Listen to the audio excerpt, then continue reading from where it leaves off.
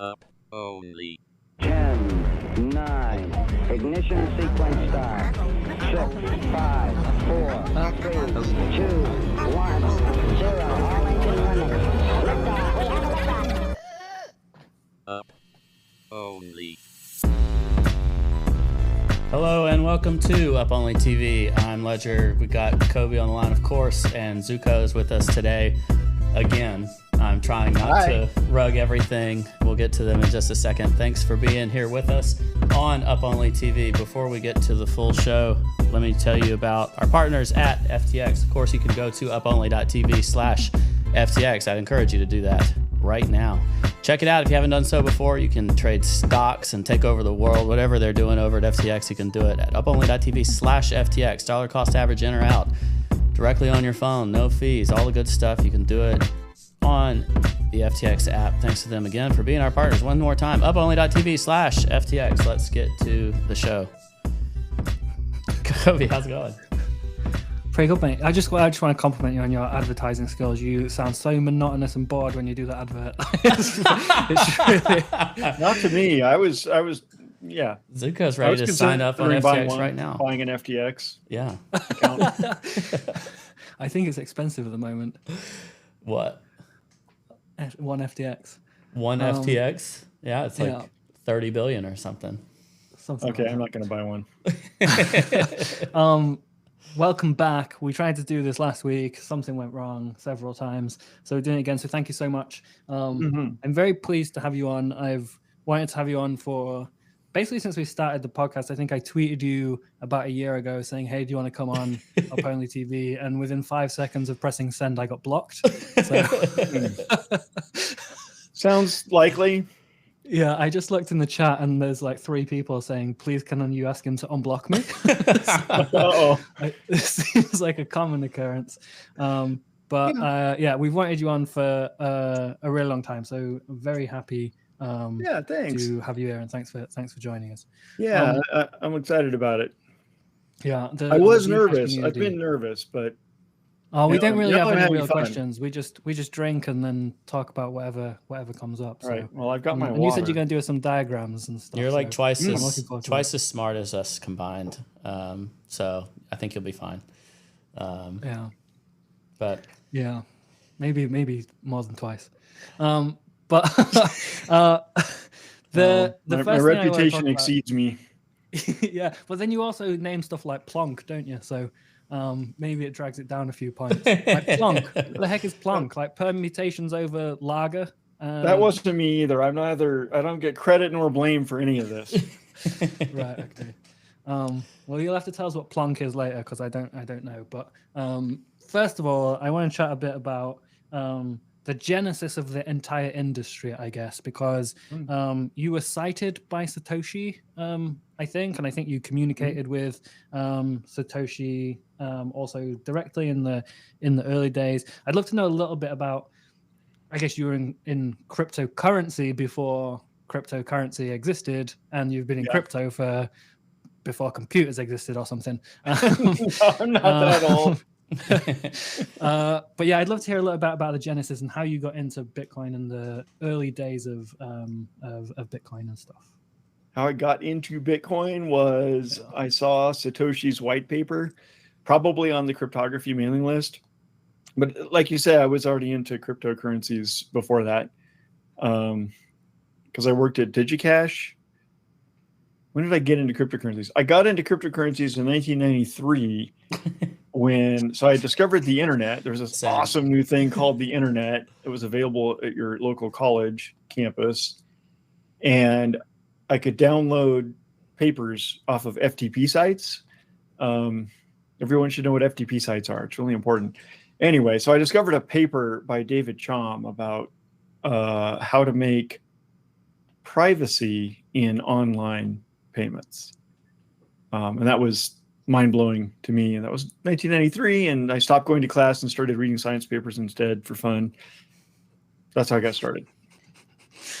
And then I guess what were you doing? When was DigiCash? Like, what were you doing between 93 and the Genesis block? DigiCash I dropped out of school and went to join DigiCash in 1996. I was struggling to finish my undergrad degree because I wasn't disorganized. I was disorganized and procrastinated and didn't do my homework. But I really enjoyed fantasizing about digital cash in my spare time instead. And the DigiCash company who had made this first this was basically, I guess, before people started using credit cards to buy stuff on the internet. Like the internet existed, but for the first few years, it was banned to have any commercial traffic on the internet. You're only supposed to use it for like education or nonprofit, whatever. And so it was about that time when DigiCash tried to create a privacy preserving money for the internet. And so I spent all my time making websites and like hacking on cryptography and stuff. And DigiCash had a competition. They said, anyone who makes a website that takes our play money, our monopoly money, like beta, you would call it testnet today, right? They had a testnet version of DigiCash and they had a competition to make websites. And so I made one where if you paid 50 cents worth of testnet DigiCash, it would give you a copy of this cryptography program I'd written for my mom originally to get my mom to use PGP.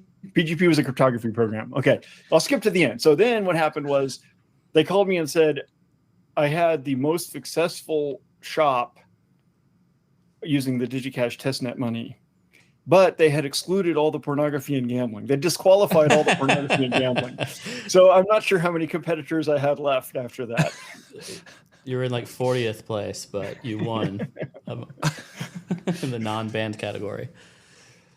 Yeah. And I guess then when Bitcoin sort of came around, was it clear that it was going to have a like cultural and world impact that was different to DigiCash, or was it, just another online magic internet money thing? Yeah, for me, that's a good question. For me and for a lot of the old school cypherpunks, we totally dismissed it at first blush. Like when we skimmed through the white paper and it was like, it requires a universal clock, whatever, probably won't work. None of these ever work.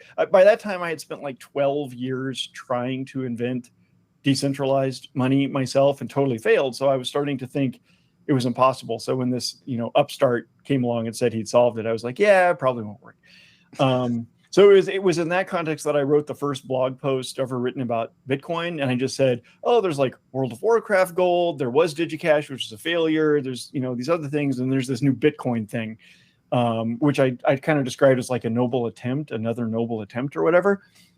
And then what caused me to take a second look was when I saw these, what's the word? Like politically motivated users. They had a website called something like Agorism or whatever.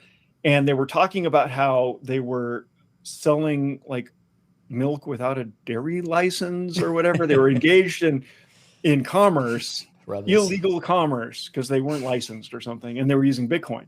And so that's when I said, oh, wow, like this thing that I dismissed a few months ago is actually getting usage. That's when I started paying attention. And what year will that have been? When would that have been in the real world? I lose track of the years. When did the white paper come out? 2009. 2008, late 2008 to the mailing list, 2009 published or something? Yeah, I think my blog post was in early 2009 about Bitcoin. And the original homepage, bitcoin.org homepage that Satoshi put up, linked to Nick Szabo's homepage and Wei Dai and my homepage.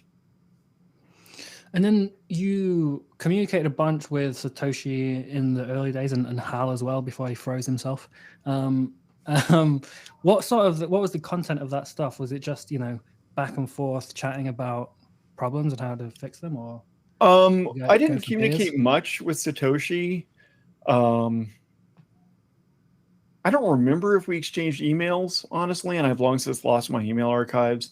But we mostly just chatted a couple times on the Bitcoin Talk forum and like these blog posts and hyperlinks on our homepages and stuff. Hal, on the other hand, was a long-standing friend of mine for going way back. Like, I think I'd known Hal for about 10 years by then. Do you think wow. do you think Hal could have imagined where Bitcoin has gone today? I kind of think he did. Like he wrote a lot, you know, and a lot of his posts seem really foresightful or whatever. Yeah. Yeah, I think he probably did too. I think he's going to be woken up in the year like 4,600, and I hope so. he's gonna move all the Satoshi coins and go like, game over. Like, I did it. It worked out well. You shook your head. Was that a no? He's not Satoshi. Well, I just don't want anyone to think that I'm agreeing to that by like silence does not imply agreement. Yeah, fair enough. Fair enough. And then from those early discussions, I remember reading some stuff on the Bitcoin Talk forum where people would often discuss privacy with Bitcoin. And I think there's posts from Satoshi about it. There's certainly posts from Hal about it too. But like, the technology didn't really exist, right? Like, it wasn't possible then, or like it wasn't clear on how it would be done. Yeah. How important did you think privacy would be for Bitcoin in those days? And do you think the community at that time universally agreed with that position? Oh yeah. I'd say 100% of the Bitcoin community at that time thought of the whole point is to give people freedom. And that meant both freedom from central banks, fucking with your, oh wait, sorry, is this live? Messing You're allowed to say around whatever with you your, Don't worry, they're all adults.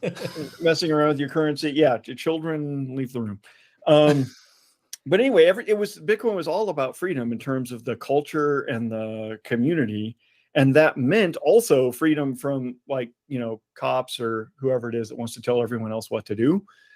So both for the original cypherpunks that predated Bitcoin and also for the entire Bitcoin community for many years, privacy was 100% like a core part of the whole purpose of its existence. Yeah. How did you think about the shift where Bitcoin went from people talking about it as privacy preserving to being still, you know, freedom preserving, but very traceable? You know, like now, like you can really trace money as it works through the Bitcoin network and goes from address to address quite easily. Like, how did that narrative shift from the early days to what I would say, like what's occurred over the past 3-4 years? Yeah, that shift I've only watched at a distance. I haven't been that directly involved with the Bitcoin core developers or that whole crowd. So I've only seen it like secondhand.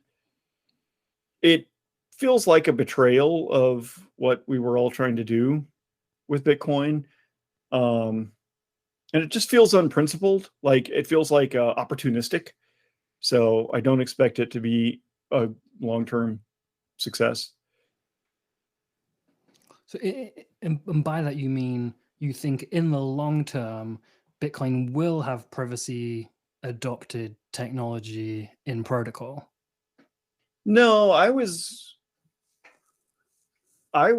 thinking that's possible. But when I said it, I was thinking that in the long term, Bitcoin will fail, at least at the original intent.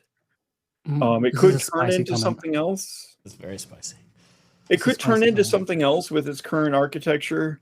I know a lot of people have been working hard ever since the beginning and also for the last many years trying to improve that part of it. At a technological level, I don't think that's going to work very well because of a sort of architectural issue. Because privacy isn't a thing you can add, right? It's not like a feature, like we're going to add a new button or a new game mode or a dark mode or something. You can add features, but you can't really add privacy because like the opposite of privacy is information leakage. And the Bitcoin architecture so pervasively leaks information about all of the users. It's kind of like plugging a sieve You know, you can't really plug all the holes when you start with that as your basis. Yeah, so that's interesting. You think it will saying Bitcoin will fail for its original mission is a spice comment. Someone's going to clip that. You're going to get a lot of abuse on Twitter and some new people to. Oh, that's okay. I've already blocked everyone that abuses me on Twitter. Yeah. Why do you think it fails the original mission? And is it something to do with like a lack of privacy being a centralizing force for a blockchain, or I want to hear it. I want more spicy. Absolutely, and that's the exact same reason that Hal and Satoshi and everyone involved since before Bitcoin and throughout the first 10 years or whatever of Bitcoin were prioritizing that and caring about it. Like the only reason Bitcoin has such complete fail at privacy is because that's the best they could do at the time. You know, they had that conversation in I think 2010, so shortly after the launch and my blog post and establishment of Bitcoin Talk Forum and all that. Some people, I forget who, I know Satoshi was one of them, talked about if they could fix Bitcoin's privacy problem using zero knowledge proofs. And at that time, zero knowledge proofs just weren't practical. Like the science of zero knowledge proofs just wasn't mature yet in 2010. And they figured that out. Like they literally said, Satoshi said something like, if this could work, it would make a much simpler, more usable version of Bitcoin, which I think is really cool that Satoshi's emphasis was on usability, right? Not on some abstract value or abstract function of it, but he said it would make a more usable version of Bitcoin. And then they concluded, no, actually, there's no zero knowledge proof cryptography that exists that would be able to do that. And then it was like 4 months later that Satoshi disappeared from the internet forever. And then it was in 2013, so about 3 years later, when a bunch of cryptographers came up with the next generation of zero knowledge proofs that were good enough that we could actually do that. Does that answer your question? I forget what your question was. Me too. I'm drunk. Where I was going with it was, and was the cryptographer, was it Matthew Green? Matthew Green? Was it Matthew Green's a cryptographer? Was he one of the people that worked on the stuff you were just mentioning? Was it his team? Yeah, he was. He was. Yeah, I followed him on Twitter for ages. I don't really understand what he says, but I like following him. So then, where I was going with it was when this technology, became practical, and when Zcash became, a possibility, it could be developed. What was the sort of Bitcoin development community opinion on taking this technology and using it and going with these like Satoshi's comments and using them as some sort of directional input? Were they not interested? Like, I'm kind of saying, how come Zcash came to exist and how come Bitcoin didn't? That's a good question. Yeah, that's a great question. So the cryptographers who discovered the Zcash science idea, including Matthew Green, proposed it at the 2013 San Jose Bitcoin conference, I think it was. That was the first. It wasn't the first Bitcoin conference. It was probably like the second or third, but it was the first one where people showed up who weren't just already from IRC. Like the Winklevosses were there, and I remember me and all my IRC buddies were like, "This is really weird. Like the adults have come to the party." It's even weirder. They're playing gigs now. They're a band now. They're going on tour. Yeah. What's their name? Something Mars Function. I have no idea. No idea. Are you actually drinking, or is that like a decoy? I thought you were going to give us a cocktail lesson in your kitchen. No, there. I'm drinking. We got a house tour though. Yeah, it doesn't. The chat was excited to see a reasonably sized house. Mars Junction. Yeah. Nice house. Mars Junction. They took out all mention of Gemini in their profiles. Like they're just like, I'm the lead singer of Mars Junction. I didn't create this exchange. Huh. I like Gemini. Oh, wait. So I'm allowed to say curse words live. Am I allowed to say that I like Gemini more than FTX on air? You can say You whatever can you say want. what you want. I don't think anyone from FTX watches this. To be honest, part of our thing was like, look, we're just gonna say what we think always, and let guests say what we think. We have no content policy. So Cheers, Cobie. yeah, cheers. Feel bad. I'm drinking We're gonna coffee. get a Still. knock on the door, Ledger's door, and Sam's gonna enter in the back. There's a knock on the The door. podcast is gonna cut out again. The audio is gonna rug. Chat's talking about Sam slow turning in his chair when he does it in that GIF. You know that one? Sorry, I interrupted you. You're talking about the conference where the Winklevi came. Oh, you were asking like how come the Zcash technology didn't go into Bitcoin? So at that conference, yeah, everybody was there. That's where I met Vitalik for the first time.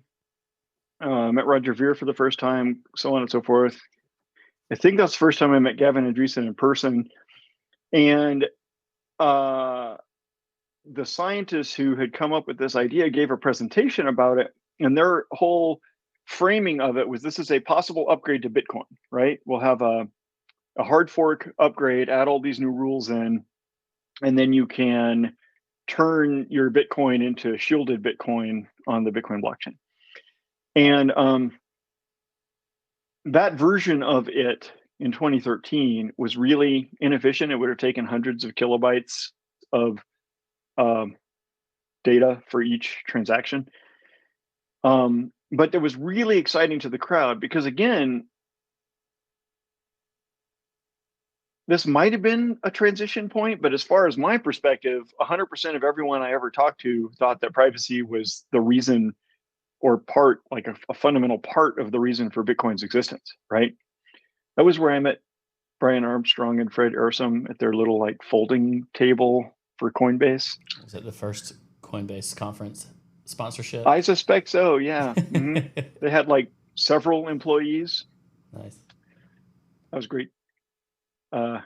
It was a really fun event. So the crowd was really excited about this proposal. At that time, it was called Zero Coin. That's kind of the predecessor of Zcash in technical terms. And there was so much like buzz about it that when some Bitcoin core developers had their turn to like give a talk, I forget who it was, but they took a few minutes out of their talk to say, hey, we can tell there's all this excitement about the Zero Coin thing, and we just want to make it super clear to everyone there's absolutely no way we're putting that into Bitcoin anytime soon because it's way too experimental and inefficient, and that should be tested out in an altcoin first, and then we'll consider adding it to Bitcoin after it's been proven. So that's the answer to that question. And since then, Bitcoin turned into. Sorry, I'll after you. Since then, Bitcoin turned into a project where any change is kind of frowned upon. Like, certainly soft forks only, but even within that, like the barrier to entry for a change to the core code is extraordinarily high. Yeah, yeah. The big inflection point being the Great Block Size Wars, but then it's even harder, even more ossified than that. Like it's very ossified.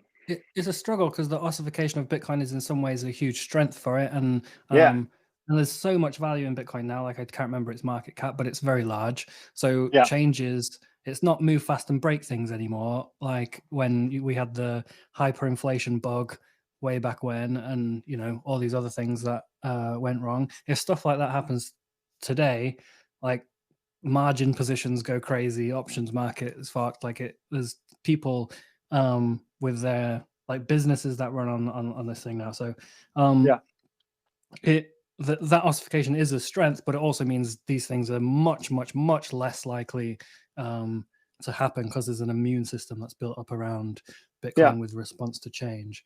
It's really good that Bitcoin has that heavy prioritization for predictability and stability long term.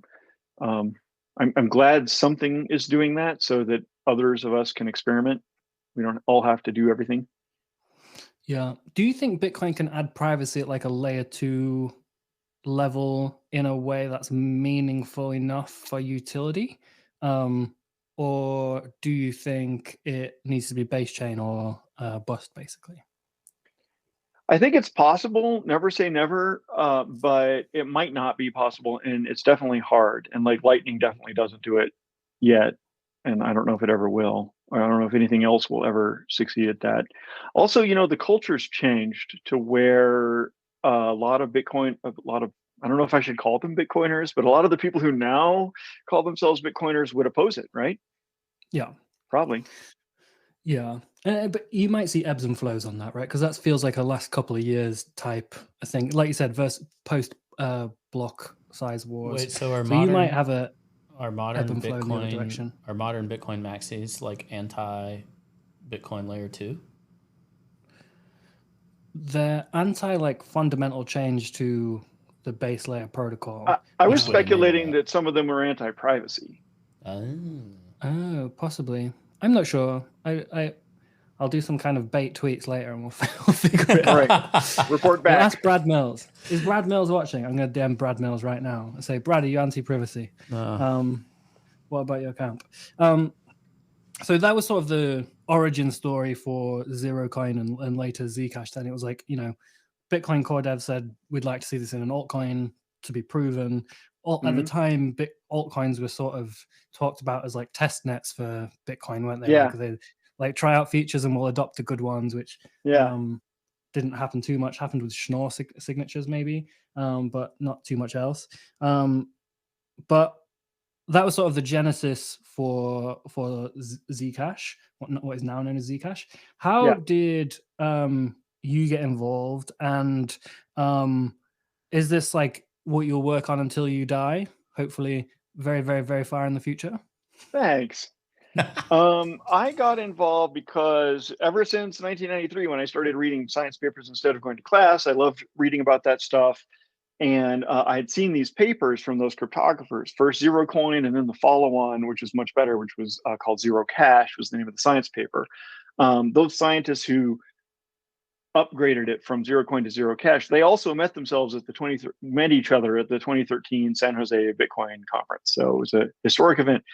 And then Matt Green, that you mentioned, called me and asked if I would help make this into a real world, widely used thing. I think he might have said something like, we're starting to realize that won't happen as a side effect of our grad students' PhD dissertations or something like that. And I was really honored. It was a really exciting opportunity. But in that first phone call, I told him no, that I wasn't going to throw everything else aside and devote probably the rest of my life to this, because Bitcoin had a head start and privacy was like a special feature, like a niche thing. And I thought, if it's just a niche thing, then it's not going to have all the beneficial social effects that we've always cared about. And then I called him back, like I think literally the next day after having slept on it, because I realized that privacy is not a niche thing. Everyone needs privacy for everything. Like businesses, governments need privacy for everything they do. Customers need privacy for things they buy. You need privacy for your investments and gifts to friends and everything you do on the internet and so on. So that's when I decided to put everything else aside and devote what would probably end up being the rest of my life to it. The rest of your life's pretty crazy, isn't it? You got to think about like that's a long time. Yeah, it's scary. In your perception, it'll be forever. Yeah. Yeah. So it's a while. And then, like, what were the early days of Zcash like? Because you did your ceremony and stuff, and there was a ghost there or something. And, all this stuff, and I guess it feels like a long time ago now. But what were those days like? Are there things that you do differently? Are there things that you wish you could go live a day again for, because it was an enjoyable time? I mean, it all runs together in my memory. I've been doing only this for as long as I can remember. The ceremony was both super fun and super stressful. It was one of the two high operational security projects I've ever done, and I really hope that's the end of them. It was really fun. we kicked butt. I think we made the most secure ceremony that had ever been performed by humans before. But I'm glad to be out of the cloak and dagger business. It was way too stressful. Yeah, I remember Like there was worrying about ninjas, like hiding behind corners to like backdoor your computer with screwdrivers or something. No, I'm done I with mean, that that. would have been a good story, wouldn't it? You'd have to do another ceremony, but I have no idea what we're talking about. Oh yeah, Yeah, I don't know the story. well, there was a ghost, right? I like It's how probably just a bug. It's probably just a glitch. But in any Ghosting case, we Google Meet. succeeded at safely launching Zcash, whether or not that was a ghost or a glitch. Like it was Hal. Hal was visiting from the future. So how'd you get hooked up with NPR for launching Zcash too? Because like we still don't see that kind of stuff, mainstream media paying attention to crypto launches and stuff. Yeah, NPR's Radio Lab podcast. That's a really good like storytelling, about science and stuff. And they did this story about the Zcash launch, which is called The Ceremony. It's a really great podcast. You should definitely listen to it, and then you'll be caught up with ghosts and everything. That's how I got to know. How we got hooked up was that the journalist we invited to be an independent witness of the ceremony, she was friends with the Radio Lab producer or something like that. Oh, okay. So nepotism. That's how everything happens. No, that's the right way. You should rely on your friends and not on people who call you and offer you things. Yeah, fair enough. Nepotism is a bad word, but trusting your friends is good. Yeah. So I want to ask, you said that privacy is for everyone, and that was the realization of the overnight sleep on it realization that made you go, okay, yeah, I will do this thing. I will build Zcash. Zcash can be the mainstream thing that everyone uses for everything. Yeah. And do you think that that privacy thesis has played out in reality, or do you think we're early to it perhaps? Because in many ways it seems like the market hasn't like jumped down the throat of privacy as a feature or as utility the same way they jumped down the throat of cartoon monkeys or like farming food coins or whatever, and at the like maybe that's because there's a lot of like what are the legal and regulatory implications of these things, and like the government hates it because they don't want you to have that privacy. They want to surveil most of your finances. So do you think it's a world where people are living, they don't realize that privacy is super important to them yet, or they're scared to be on chains where they can use it given that crypto is all still quite gray area anyway?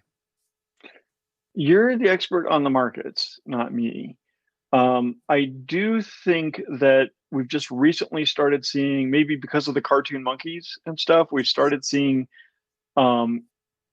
people sort of gasp when they realize how much of their behavior is like searchable on the blockchain, and how it links. This is a thing about privacy that is always surprising to normies once like the pin drops, is that there's no bounds on that. Like the AIs that work for all the, not just the governments, but all the companies and chain analysis types, all the mafia orgs that are looking for people to rob, those AIs, there's no limit on, there's no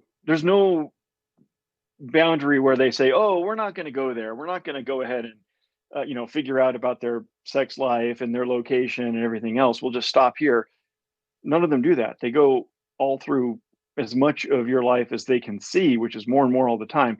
And so I do think that the importance of privacy is already becoming more interesting to people, more relevant to people. And I think that's going to continue to accelerate in the coming years. Yeah, I think that makes sense as well, right? Because for a long time, people didn't even really see the value of self-custodying, apart from a lot of the earlier Bitcoin people, and that has become more and more, that became more and more apparent over time as centralized exchanges failed, Mt. Gox, and then the big Bitfinex hack and those kind of things. And then there was this sort of like, oh, well, is trustless, unstoppable payments even important? And then you had the big trucker thing in your side of the world, and like a increasing conflict in a more hostile world, and like crypto payments were very useful for during those. So I do think that often these things become more and more relevant. It always feels a little bit later than you think, and people realize they need it a little bit afterwards. Justin Trudeau also seized a lot of that Bitcoin, right? Oh, really? Did he? I didn't know that. Yeah, because it was easy for them to track it down and find the guy who was holding it and shake him down for it. Wow. Or to make it so that the recipients, when they tried to spend it or use it, that it would get frozen. So to my mind, I guess people learn different lessons from history, but to my mind, that was a great example of how Bitcoin is architecturally incapable of satisfying its original goal. Because they put pressure on the points that are not on chain, basically. You need to use this in the real world. We can put pressure. We can see this deposit address. You need to go to Coinbase. We'll put pressure there. Yeah, I see that. How much are they going to do an auction? Is Canada just bag holding the coins now? I have no idea. That's a great question. Did we get dumped on by Canada? Fuck. Probably.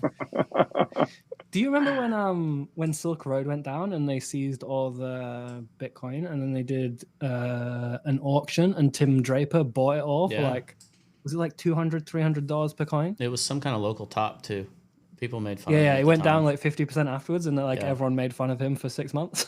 He just went in a straight line to like 20K. Yeah. So you're talking about the importance of privacy, which I understand, and I think it does click with a lot of people once something in their life becomes suddenly public and unable to be put back into the privacy box.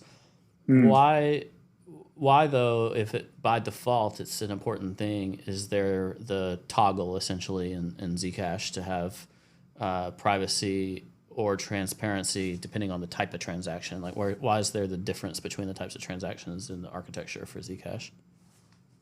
Yeah, that's a good question. It was like 2015 when I made this call. It was once we had figured out how to implement the shielded addresses. And then we said, okay, shall we launch this with just shielded addresses, or should we also keep the Bitcoin style addresses?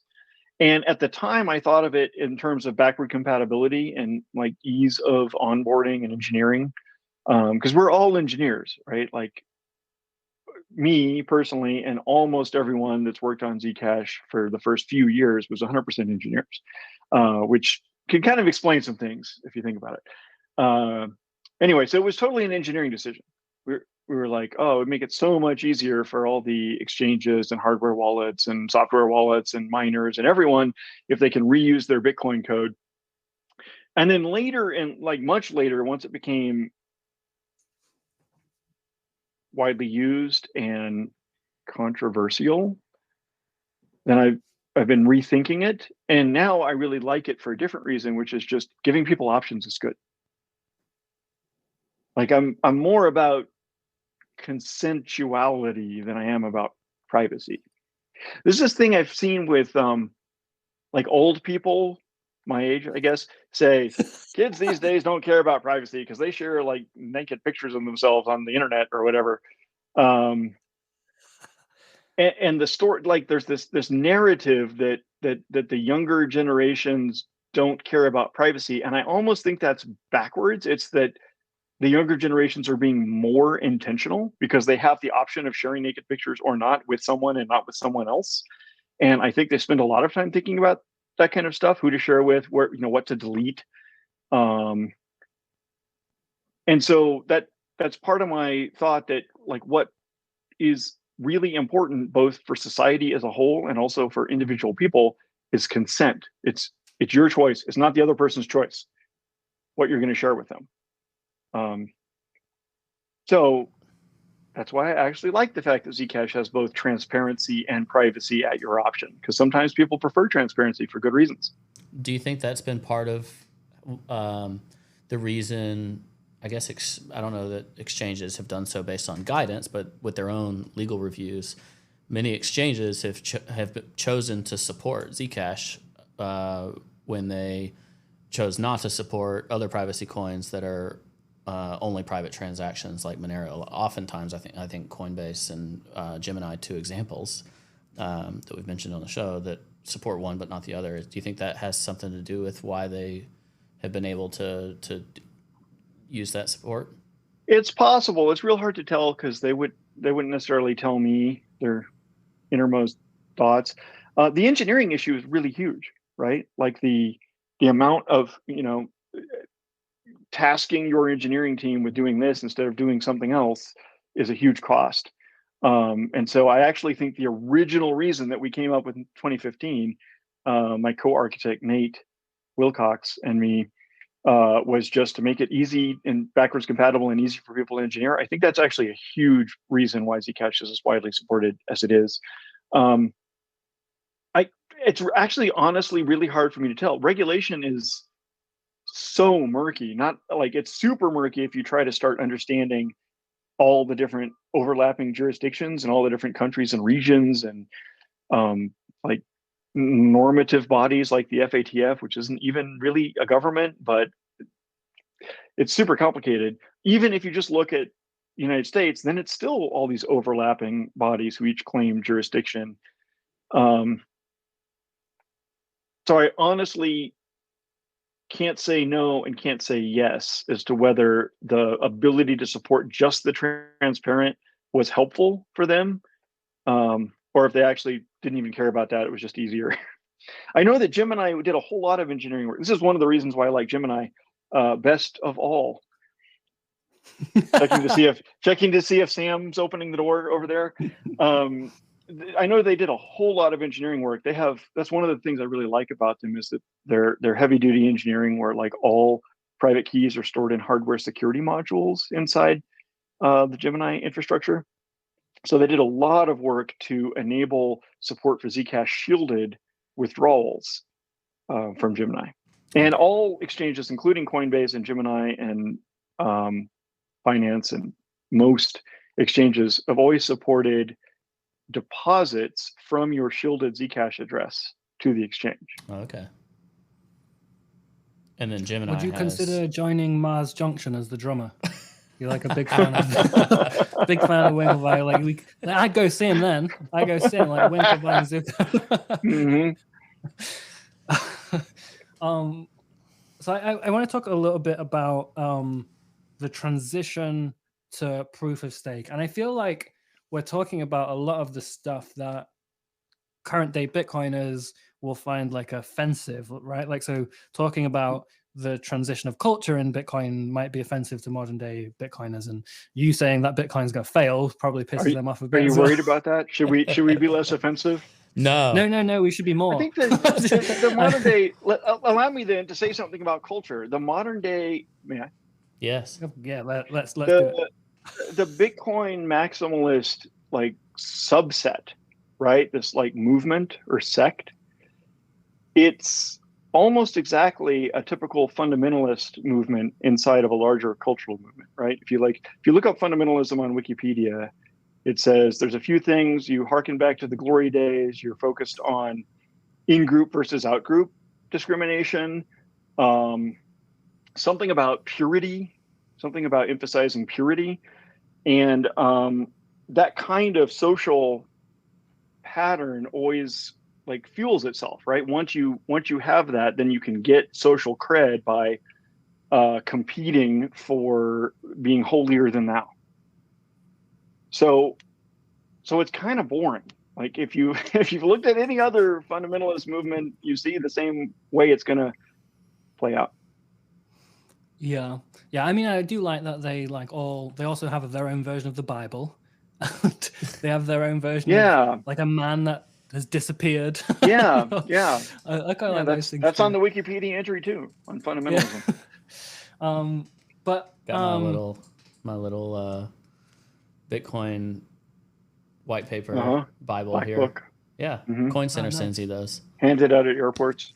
Yeah. Nice. How come I haven't got one? Donate to Coin Center. But The move to proof of stake is another one of these things where, proof of stake is often addressed by proof of work only proponents as being more centralized or being the same as fiat currencies, or there's a lot of these sort of emotional type criticisms, and I do think there are genuine criticisms to proof of stake, but there are also genuine criticisms to proof of work. So what are your feelings on this debate, and can you tell us a little bit about Zcash moving to proof of stake? Yeah.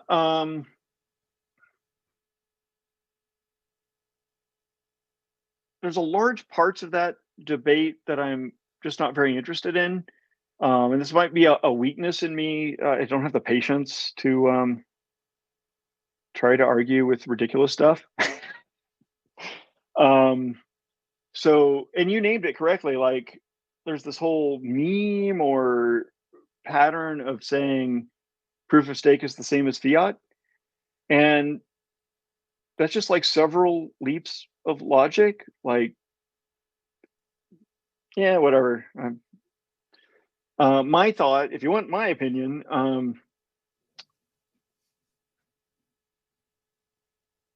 I agree with what you said, that there are sort of valid criticisms of both mechanisms.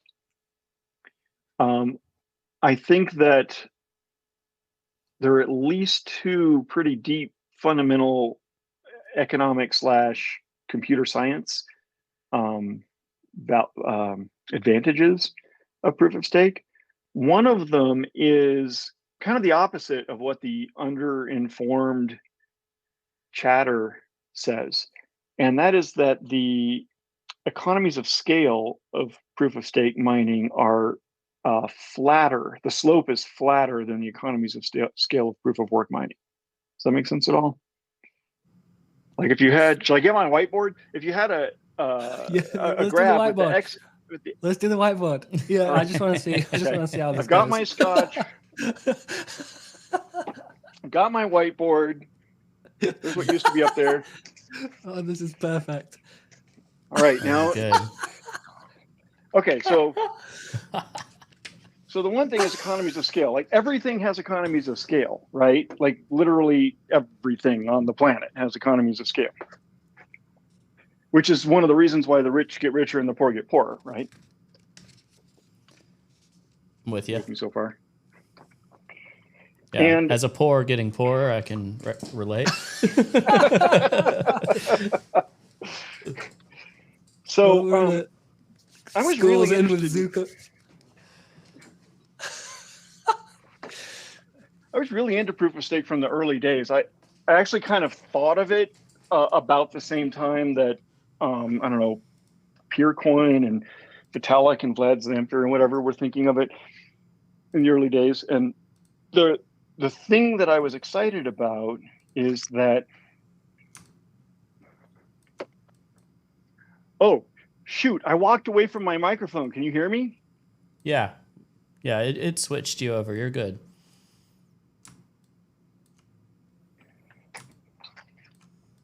All right.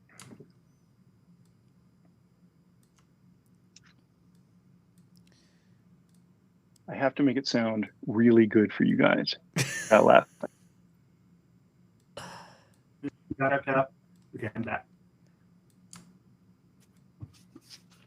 You're good. Can you hear me now? Yep. Can you hear me now? Because I don't hear you. Yeah, we can hear you. Just switch it back. It was good. I've screwed up. He's like holding the mic. Here, we're switching over. Hold on.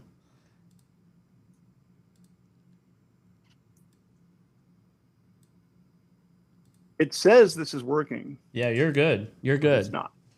Just switch it back to your earphones. It's fine. All right. Oh, what's in the closet there? Intruding on privacy ourselves. Hello? Yeah, you're good. Hello. He can't hear us now. No, but it's how I'm enjoying it. It's on full screen. Okay, now say something. Hello. Hello. Put your earphones back in. Just wear I those. see your sign language. Yeah. Now he's got no. Now Yeah, no just audio. wear the headphones. Now I hear you. Yeah, just wear the headphones. We're You're good, good. we're You're good. good. Stay like that. School Okay. school is in What's going session. on? All right, this is perfect. Here All we right, go. let's go. Everything has economies of scale. If this is how much capital you have to put into something, and this is how much value you get out of it. People who have more money get more value per dollar out of everything than people who have less money. That's economies of scale. With me so far? Yeah. And this is totally true of Bitcoin mining, right? If you have $10 million to start your Bitcoin mining project, you're going to make it's going to be more efficient per dollar than if you have $1 million to start your Bitcoin mining project, right? Much less if you have $1,000. You can't even compete at all. You'll just be losing money compared to the people who have millions, tens of millions, hundreds of millions. So the interesting thing, there's many interesting things about proof of stake, but the first one that was the most interesting to me from the beginning, like before it was even called proof of stake, is that it is flatter. If you have $10 million to stake, you can get 6% APR or whatever the rules are of the staking. If you have $1,000 to stake, you can get 6% APR, whatever the rules are of staking. The only difference is between delegating and validating, probably. But basically, it's like a more even playing field. So this is where a lot of those narratives that circulate on crypto Twitter are so far divorced from reality and so immune to like productive debate that I just don't have the patience for it, because there's this narrative that proof of stake is for rich people and proof of work is for like the working class, like they're covered in soot and they have a hard hat and they like go into the mines to dig their coins or whatever. As far as I can tell from economics, it's actually the opposite. It's one of the two things that I find really interesting. And then so to back that up just a okay, tad. Yeah. With proof of work, let's say you're trying to do a whole operation enough to actually run your miners. You may need space, whether that's your basement or a warehouse, air conditioning, infrastructure, electricity costs, plus the cost of the machine. But once you get a space or infrastructure capable of, say, serving one machine, that same space probably can run 10 machines or 100 machines or whatever, with a linear increase in cost. But you have that baseline of cost that's really, really expensive. Whereas in proof of stake, your initial access is cheap because it requires a transaction to deposit to wherever your coins go and stake. So it doesn't have that startup cost. It just depends on the reward mechanism itself. Right.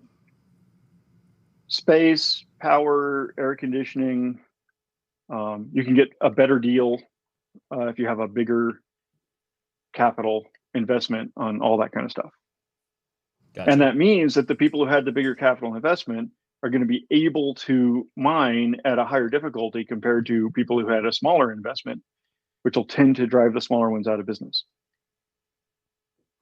How do you feel like the trade-offs are on a centralization, decentralization sort of spectrum? Do you think there are centralizing forces in proof of stake? That's a really good question. I think there's multiple factors. Like there's not just a spectrum. It's like multiple different factors pointing in different directions. It seems like centralizing because your profit can go directly back in without having to go through something else. So with mining, you can make a profit, you can reinvest that profit, but a lot of your earnings have to go out of the cryptocurrency economy into, like, you're paying for power and you're paying for hardware and you're paying for personnel and all kinds of stuff. So it seems like there's this intuition that it's like a feedback loop, and it could have this runaway feedback loop where fewer and fewer people get more and more of the rewards. That doesn't feel like a serious risk to me for some reason. Maybe it's because of this flatter economy of scale over here, where I think well, it does seem like a serious risk. I shouldn't say it doesn't seem like a serious risk. It definitely seems like a serious risk. And we might get some data points about that from these other experiments, especially Ethereum, right? If they succeed at switching to proof of stake first, and they've already started, and we already have Lido, which I don't understand, but it appears like it might be a data point about this risk. Me neither. Right? So I do think it's a serious risk, but I think based on simple like microeconomics, that proof of work should have that risk worse. Okay. So what I don't agree with, and again, I think is this fundamentalism, like emotional response, is that this thing is holy and good. And if you say anything bad about it, you're an apostate. And this thing, which is an alternative, is therefore evil and wrong. And if you say anything good about it, you're an apostate. I'm just totally an engineer, so I think everything is trade-offs. There's no perfection, there's no purity. And if you're going for perfection, you're going for purity, that just makes you a shitty engineer, right? Engineering is all about trade-offs. And so my thought is there are definitely risks in proof of stake. It appears to me that they're worse in proof of work, especially with regard to centralization, because of economies of scale. Because, all right, I'll try not to screw up my audio again, but can you see this whiteboard over here? If the biggest player profits more per dollar than the smaller players, then if they reinvest those dollars into further scaling up, that's a positive feedback loop. So, and this is what I always thought. I remember arguing with Greg Maxwell about this in 2014, that I don't see any microeconomic reason why proof of work shouldn't result in the biggest player driving all of the other players out of business, or going into oligopoly mode where you sort of keep them around as a sham so that people don't realize you're a monopoly. I didn't tell you the other really awesome thing about proof of stake, though. Let's go. Ready? Okay, it's another microeconomic thing. Consider the miners slash validators slash block producers, the service providers who operate the service, operate the network. Consider them versus the users, them versus the community. So they could provide good service, they could provide bad service, or they could totally backstab you. They could freeze your funds, or participate in double spends that cheat you of your funds, things like that. If that and this has happened on both proof of work networks and proof of stake networks many times, right? So this is not hypothetical. If that happens, if the service providers and the miners or the validators betray the community, what's the community's recourse? In proof of work, your options are either A, suck it up. Okay, good, you got me. You just stole millions of dollars from some of us. But what are we going to do? Well, let's keep going. Hope you don't do it again. Or you change the proof of work function as the community, and this has also happened in practice on multiple blockchains, which bricks all of the proof of work miners' hardware. Okay, but that means you're punishing the miners who cheated you as well as the ones who were doing their best to provide good service for you, right? You brick them all at once. Proof of stake has this major fundamental cryptographic advantage, which is you can discriminate among the coins and you can punish the ones that betrayed you and not punish the ones who gave you good service. So that completely changes the game theory in terms of between the community and the service providers. Now, the community can count on service providers giving them better service at lower cost. You don't have to overpay them as much. Proof of stake is like a coin voting for block producers, right? So if you're voting for someone and they act like a dick, you can just vote for someone else instead. You can reallocate, go, I'm not going to vote for you as a producer anymore. Do you mean in terms of like delegating your stake to different block producers? Yeah. There is that. So it's more liquid, like coins can leave one producer and go to a different one faster than like miners change, like physical ASICs change hands. But there's something else that I was getting at, which is if the block producers actually betray the community, which has happened multiple times, the community can slash their coins without bricking everyone else who did not participate in the scam. Oh yeah. So you just slash the bad actors. People that were validating correctly go on, keep their money. Yeah. The two things I worry about with proof of stake. One is if you have a lot of on-chain activity and therefore you have a lot of MEV. In the case of Ethereum, for example, a big pool will be building a lot of blocks. They can probably do multi-block MEV, which boosts their APY relative to other APYs. So a bigger pool may have a better staking performance annually than a solo validator, for example, specifically in the case of Ethereum. I'm not sure about other chains, which amplifies your economies of scale thing, right? It ends up being very similar to the proof of work model. That's a really good point. And the second one is if I was to do if I had infinite money and I was to do an economic attack by buying 51% of ASICs, you can just make more ASICs, right? You can just more will be created over time. Whereas if I buy 51% of all Ethereum in existence, I hold 51% of all Ethereum, and it's supposed to be deflationary and shit. So I hold it forever. I'm forever. No, I disagree with that one because of Steam versus Hive. That was what happened. That's approximately what happened with Steam. When Justin Sun acquired. This is the blogging blockchain. It was a blogging thing, and there was a community, and they had a coin, and there was a batch of coins which the community had a social contract. There was like an understanding, like a gentleman's agreement, that the company that controlled those keys was not going to use those coins for governance decisions. Right? Those coins were set aside for like other purposes. Yeah. Justin Sun bought that company. And then he used all those coins to override the rest of the votes in governance decisions. Was that and so you say they have fork choice basically to get rid of those coins and void them? So they forked. Yeah. And the rules were everyone gets their same coins from the original chain except Justin Sun. And the new chain is worth a lot more in market cap than the original chain is worth. So like if it were the opposite, like if the old chain was worth more in market cap, I might say to myself, oh, too bad. It turns out like being a billionaire is worth more than having this social contract. But it's the opposite. The people who like forked out the coins that they felt were betraying their social contract are more successful. We got to have Justin Sun back on this podcast, Ledger. We got to ask him about all these things because he's bought so many things and like added tokens and done weird stuff. He bought Polo, didn't he? He bought the top of Poloniex. Yeah. Well, no, he didn't buy the top of it. Circle bought the top of it.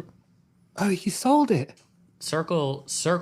No, he bought it from Circle. He bought it for scraps from Circle. Circle bought it for like $400 million or something in 2018, and legends. After they screwed it up for a couple of years, he bought it from them. He's made pretty decent acquisitions and whatnot, I guess. He's talking to Frank Chaparro right now. Maybe he'll hop on later. So Hive's bigger than Steam now, but I guess I'm impressed. Last I checked. I'm impressed either of them still exist. I didn't know that Hive came from Steam. I knew that there was a Hive and there was a Steam, but I didn't realize it was from the same thing originally. I'm interested in your thoughts on Zcash stuff and the compute side of blockchains.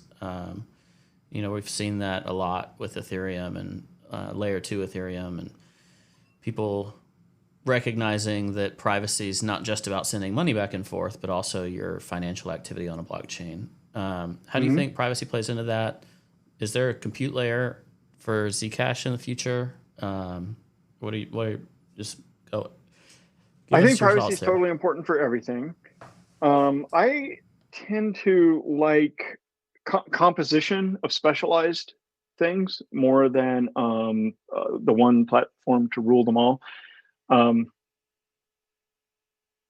a lot more to Zcash than me nowadays. Like, I don't know if you know this. Maybe I should have mentioned this at some point, but I'm the CEO of the Electric Coin Company. This was the team that originally created Zcash, starting way back in 2015.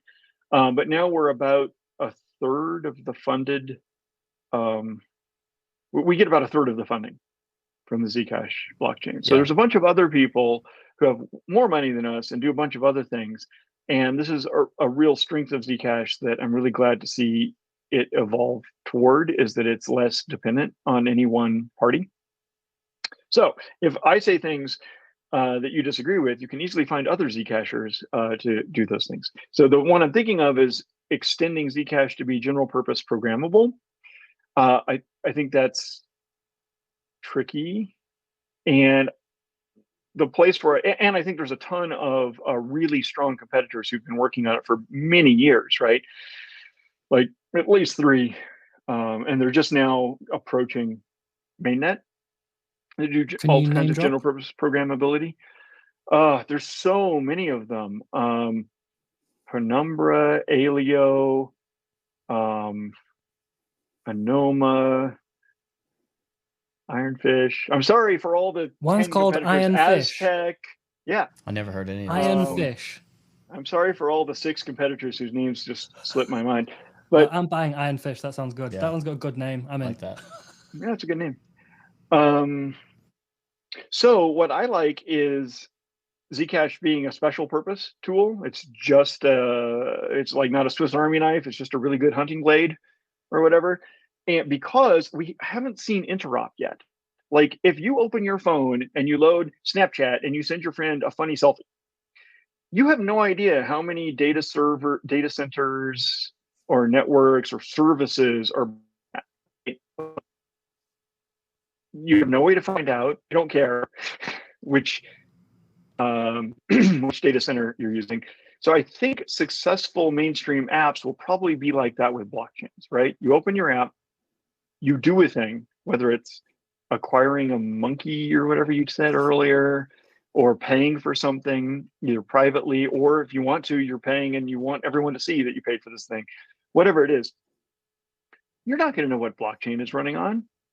It doesn't matter to you. The asset matters, right? And the user experience matters, and which things your friends or business partners are on. That all matters a lot. But which blockchain is on is totally irrelevant to the users. So I'm more focused on ZEC, the coin, than on Zcash, the blockchain. And I'm more focused on making both of those, the coin and the blockchain, interoperate smoothly so that apps can use whatever parts and pieces they want of all the services to make a good user experience. Does focusing on ZEC, the coin, include tokenomics stuff, or like what does it mean when you say you're focusing on ZEC, the coin? Yeah, includes tokenomics. Like that's a big reason why I'm motivated for proof of stake. I have like 7 reasons that I think make proof of stake a huge win. Let's go back to the board. Yeah. One of them is let's not argue about global warming. Like my reason isn't we should switch to proof of stake in order to stop boiling the earth. My reason is we should switch to proof of stake so we can not talk about boiling the earth and we can go back to talking about empowering people to have freedom in the economy. Anyway, that's one of them. I like that. But another one is that proof of work, this is something I got from Dan from Paradigm. He said proof of work is like a sucking hole in your economy because it pushes down the price of your token to an equal amount that it pushes up the price of electricity. Plus tax. Yeah, I don't know about that. I've never been a miner. So that was one of those things that really changed my mind when Dan said that. I feel like I've seen some good arguments about, and I don't know how good, but they're convincing to me. Bitcoiners talking about how Bitcoin mining has been able to stabilize facilities that aren't profitable from a pure energy creation perspective, but when they have energy creation where the offshoots of that energy are or whatever they can't preserve goes towards mining Bitcoin. It allows essentially the reuse of the same facilities, which is a quite green activity, because then you create, there's economic building that's going on there, where otherwise you would just have to shut that place down. What do you think about that component of things? I like it. I know a bit about energy, and one of the things is that the renewable and the green energy sources tend to be non-dispatchable, meaning you can't summon them when you need them, like the wind, right? And the sun shining. You can't cause the sun to shine when people open their refrigerators. You can only take advantage of the sun when it's shining, right? And that means, like, if you see those graphs or discussions about how solar power is cheaper than like coal or whatever today, that's only true when the sun is shining. And at night, it's totally not cheaper. And if you wanted to save it up overnight with batteries, then it would be totally more expensive than coal, right? And that's one of those things that proof of work mining can make either more profitable or less expensive, is using the excess when the sun is shining and people aren't opening their fridges. Anyway, so I like it as an engineer. I think it's cool. From the perspective of like global narratives and public policy, I think that argument is going to lose regardless of its merits, right? There's a huge population of the world, like 60% of everyone or whatever, who are just really emotionally motivated by saving the earth, and they're going to hear that Bitcoin destroys the earth, and that's it. They're not going to hear anything else. Game over. That makes sense. By the way, somebody in the chat said that iron fish sounded heavy and underwater. That's a good point. So I just looked it up. Apparently, it's backed by Sequoia and A16Z. Oh, good. Yeah. What isn't? Good for them. It's an ironfish, mate. We don't care. We don't do more research than that. Win token. Yeah, exactly. I want to have a little touch on some of the like recent developments. So we were joking a little bit at the beginning about plonks. I don't know what they are. And there's like Halo, and then there's like Halo 2, but it's not the video game series. Right. Because Halo 2 is pretty good as a video game, better than Halo 3. And then in Halo 1 there was Sonic, but in Halo 2 there's plonks or something. You're right. What is all this stuff? What does it mean? And how? What is like the importance of Halo? How does it impact Ethereum and Filecoin and all these other things that you have partnerships with? Okay, so there were zero knowledge proofs back in the day. They were discovered in the 1980s, but they weren't practical, and that's why Satoshi and the others decided in 2010 or so that they couldn't use them for anything. And then in 2013, there was this next generation of zero knowledge proofs, which we now call snarks. And that was the first one that was practical. And that's what Zcash implemented and moved from the ivory tower into the world, was that generation. And then the main drawback of that generation was the necessity of trusted setup. You know anything about that? That was that ceremony we talked about earlier, where where somebody who created the proof system could keep a backdoor with which they could prove falsehoods. They could make false proofs that everyone would accept. And that's pretty catastrophic for anything that you need proofs for, right? Now in Zcash, what you need the proofs for is not privacy. So in Zcash, the privacy comes from encryption, right? Make the transaction, to, from, amount, included memo, and encrypt that thing so only the recipient can see it. What you need the zero knowledge proofs for is to prove that the encrypted contents are valid. You're not generating coins out of thin air. You're not spending coins that you already gave to someone else, things like that. That's basically it. So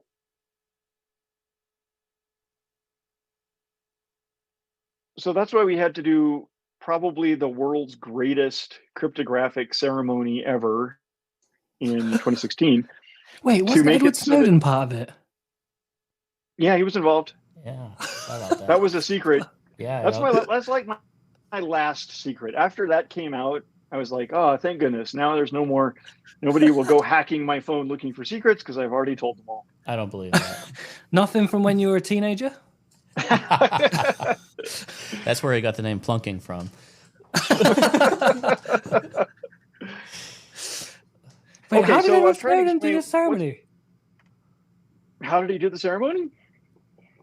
Wait, how are you friends with Edward Snowden? I wasn't friends with him. It was when we were about to launch Zcash. We had this problem that anyone who successfully backdoored the initial ceremony would have the ability to forge Zcash. They wouldn't have the ability to violate anyone's privacy, so that's nice. But they could forge an infinite amount of Zcash, so that's total disaster. So we came up with this novel cryptographic process where nobody would ever have the backdoor. We decided to call the backdoor the toxic waste and say, we're going to set up a process where there are 6 different precursor chemicals, and the toxic waste will never come into existence, not even for a microsecond, unless all 6 of the precursor chemicals get mixed together in the same room at the same time. With me, Zohar? Yep. So that was our plan. That was the best we could do at the time in 2016. And so I recruited a bunch of people that I thought would be honest and would not attempt to steal the toxic waste or would not collude with any hackers that approached them or anything. I thought they were high integrity people. And I thought they were pretty hard to hack. They were people that are really good operational security. They're weirdos. They're different. They're smart and well educated in this stuff. And so that's why I thought of Ed Snowden. And so I reached out to him through like a friend of a friend of a friend. Because he knew about the Zcash technology, like the design that had been published in the science literature. So I got in touch with him, and I think he's a hero. I think he saved our society from blindly allowing a tiny clique to gain previously unseen levels of power over everyone else, including over the rest of government. Anyway, and as far as I can tell from having chatted with him and whatever, and for having read all of the publicly available facts about him, he's honest. Anyway, the point of this ceremony is it takes all 6 of the people to collude with each other or to get all hacked by the same hacker simultaneously before anybody can get access to the toxic waste. So we got each of those 6 people to do it in their own way over the same weekend. And we did all these crazy operational security things. Like I lived under 24/7 video footage. You can probably find a 48-hour-long video from multiple angles of me throughout that weekend to prove that nobody like messed with the computer during the process. And Ed Snowden did it at the same time that weekend. And then we got the resulting zero knowledge proof system that everyone could use, and each of the 6 destroyed their precursor without letting anyone else get a copy of their precursor. So we believe that the toxic waste never came into existence. And now we have a economic proof of that, which is that nobody ever tried to counterfeit that first generation of Zcash. Okay, so all of this is backstory for what is Halo, what is Plonk, what is Sonic, and so forth. So then, ever since that first launch, even before that first launch, I would tell all the cryptographers I worked with, this still isn't good enough. Like, I think we did a great job. I don't think any hackers could have gotten through, even if there was a ghost or whatever. But there's no reason why, like, people generations from now, if this is worth trillions of dollars, why would they even believe that we did that? We could have made that story up, right before they were born, and they couldn't tell the difference. So it's just not good enough to have this backdoor and have to jump through these crazy hoops to try to prevent the backdoor from being exploited. You've got to come up with a way to make zero knowledge proofs in which there's no possibility that anyone could counterfeit it, no matter what secrets they know, right? And then there were these ways, notably Starks from Starkware. The founders of Starkware were also some of the scientists who discovered the zero cash concept, the ones who met each other at the San Jose Bitcoin conference in 2013. But Starks were not efficient enough in proof size and proving time to put into a Zcash style blockchain. And then there's another magical, weird, mind-bending feature of zero knowledge proofs that you might want, which is called recursion. So for many years, I would go around telling all the cryptographers I worked with, okay, why don't you just go ahead and come up with a trustless and recursive zero knowledge proof system? Okay, thanks. And they would always shake their heads like scientists do and say, oh, I don't know if that's even a possible thing that could exist in this universe. Okay, so recursion. So you know how a zero knowledge proof system, maybe your listeners are now more familiar with zero knowledge proofs because they're getting to be so important in the Ethereum ecosystem, right? So you can prove, basically, I ran a program and it returned this output, right? I proved that this is the output of my run of the program. With me so far? Is my mic still on? Should I drink some more scotch? No, you're good. You're good. You can do what you want. So recursion is let that program that you're running be the zero knowledge verifier. So I can show you, I just ran the zero knowledge verifier and it returned true. It returned that the input was valid. And now that means that you can build effectively a Merkle tree. Like I can make a proof of a bunch of facts about a database. And then I can run the verifier and verify that the proof is correct. And I can verify that multiple proofs are correct. And so that means you can have an arbitrarily large data set, an arbitrarily complicated program you run on it, and you can still end up with a simple zero knowledge proof. Okay, so then one of our cryptographers, Sean Bowe, who works at the Electric Coin Company, was the first person to discover trustless and recursive zero knowledge proofs, and that's Halo. Got it. Did he just do it by himself? Was he just sat there at his computer and he went, holy shit, it works? Clicked one day. He had help from other cryptographers at the... Huh? Did you have a party? Did we celebrate? He did it. I remember he invited us to meet in person at an office and stood up at the whiteboard and started explaining his idea. And it felt like a memorable, historic moment to me because I knew that this was something that had never been achieved before. I bet he had a good day when he was like, I figured it out and I'm going to tell them. They've got to come in real life though. I wish I could. Yeah. He worked on it for months and months. It was really fun.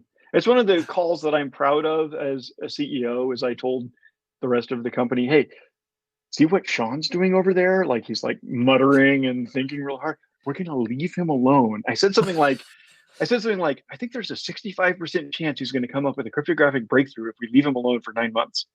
Something like that. And I totally nailed it. That's what happened. Yeah, you did nothing. All right. Well, I mean, that's pretty cool. I'd love to talk to him about how it felt. But anyway, I won't interrupt your story. That's the basis of Halo. So that's what Halo is with this breakthrough. And then we decided to implement and deploy it in Zcash. So that's the new generation of Zcash that just went live on mainnet.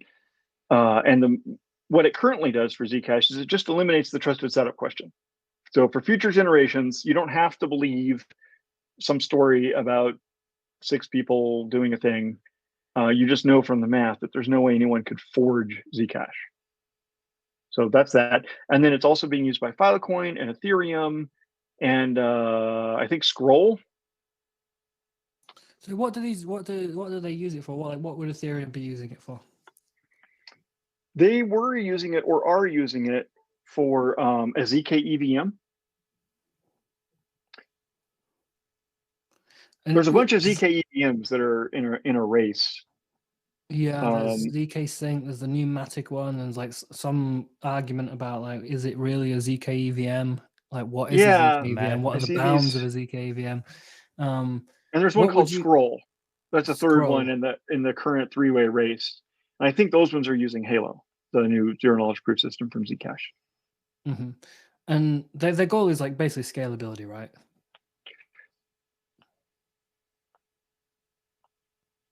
I'm hesitating because that's definitely the first goal. You can also perhaps add privacy. I said you can't add privacy, but if the users do everything at that layer, I don't know. Mhm. I guess what they're currently focused on is scalability, and they're having a race with each other to scale faster and better. Yeah, I was a conversation with someone the other day about this, about like, can you have privacy in a ZK EVM, and like what works and what doesn't work, and like how do you need to remodel, for example, Uniswap, which obviously needs some public information. Like, can you have a Yeah, ZK Uniswap? How would it work? yeah. And you mentioned Scroll. Is Scroll one of the more competent teams, in your opinion? I don't know much about the I know. teams. I think So they're all really good. when you Actually, search ZK EVM, several autofills come up: Scroll, Loopring, Polygon, ZK Sync, and Hermes look like the ones that are some kind of protocol. Isn't or Hermes the company. one that sold to Polygon? Oh, probably. Polygon Yeah. acquired Yeah, probably Hermes, so. yeah, Yeah, that sounds Yeah. right. So yeah. good 4 or 5 attempts at this. Yeah, it felt like the other day, like all three of them had an announcement. Like three of them had an announcement on the same day, and one was like our testnet's live, or our mainnet's live in 100 days, or whatever. So it does feel like a bit of a race, which is interesting. And those are all attempting to be general purpose, right? Like, so you just can run anything that you can run on EVM. Yeah. Versus, what's the exchange that's kind of running on it? It's ZK, but it's on its own little layer 2. There was DYDX. Yeah, There is DYDX. That's ZK based though, but it's runs on Starkware, doesn't it? But they're moving to Cosmos or something. They're moving to their own chain. Right. Yeah. That's pretty cool. So how did this partnership with Ethereum and Filecoin come about? Did they just come like, yo, we need this Halo shit? Yeah, I guess we talk to each other a lot. I'm wearing a Vitalik t-shirt right now. Is Vitalik wearing a t-shirt of you in that t-shirt? Yeah, this is Vitalik wearing a Zooko t-shirt, wearing a Vitalik t-shirt, wearing a Zcash t-shirt. Can I get a copy of this t-shirt? I call this good shirtception. I want my t-shirt. I also would like a 3 Hours Capital t-shirt. If anyone, did you see the Wow. Did you see the picture? Collector's item. It was a 3 Arrows Risk Management Department T-shirt. Yeah, I'd like one of them. Just a simple 3 Hours one for me. Just like, I don't want the risk management one. People will believe it. I just want a simple 3 Hours Capital t-shirt. So is your recursive shirtception t-shirt available for sale, or is this just you and Vitalik are the only people that own these? I'm not aware of it being available for sale. Sorry. Okay. It's available for sale, but it's expensive. How did this start? So how did it get to this point? It started when Vitalik sent a happy.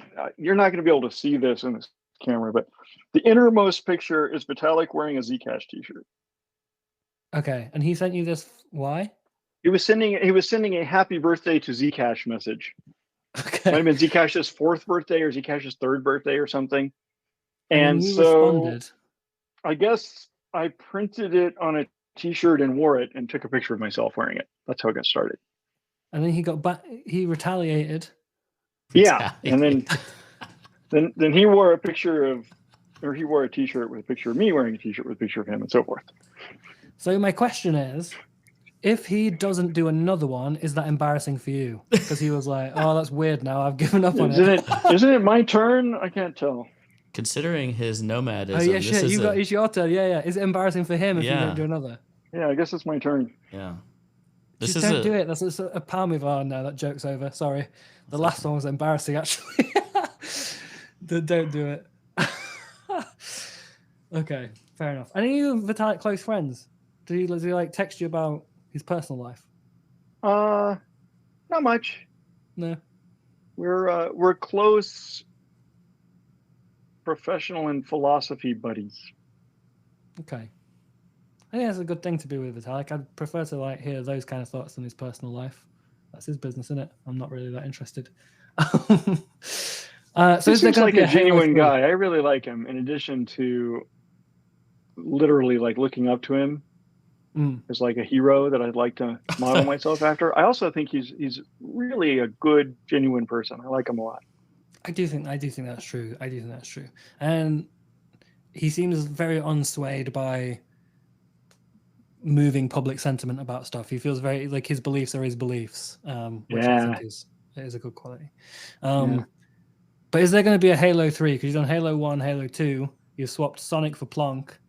Is there going to be a Halo 3? I don't know. Halo 2 seems good enough for almost everything. Yeah, they should have stopped at Halo 2 in the video games as well. I'm not sure which one we're talking about anymore. It's got Master Chief in it. Things always turn out to be not good enough after a few years, right? That's one of the reasons why I'm not that bullish on Bitcoin with the ossification. There's so much value, what Nick Szabo calls social scalability. There's so much value in predictability for people's long-term plans and all that. But on the other hand, literally everything is completely obsolete and stops working after a few years. Okay, so while we're on this topic, it's like kind of spicy, right? You're not bullish on Bitcoin. You think Bitcoin's going to stop working, etc. It's a great topic. I'd love to know what other stuff in crypto you feel very bearish, and maybe bearish is too weak a word, maybe even disappointed that this is what the industry sort of is now. It's okay with.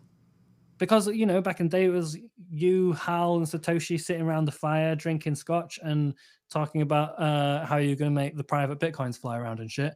And now lots of other stuff happens. I'd love to know which stuff you really deeply are ashamed and disappointed by. I don't honestly.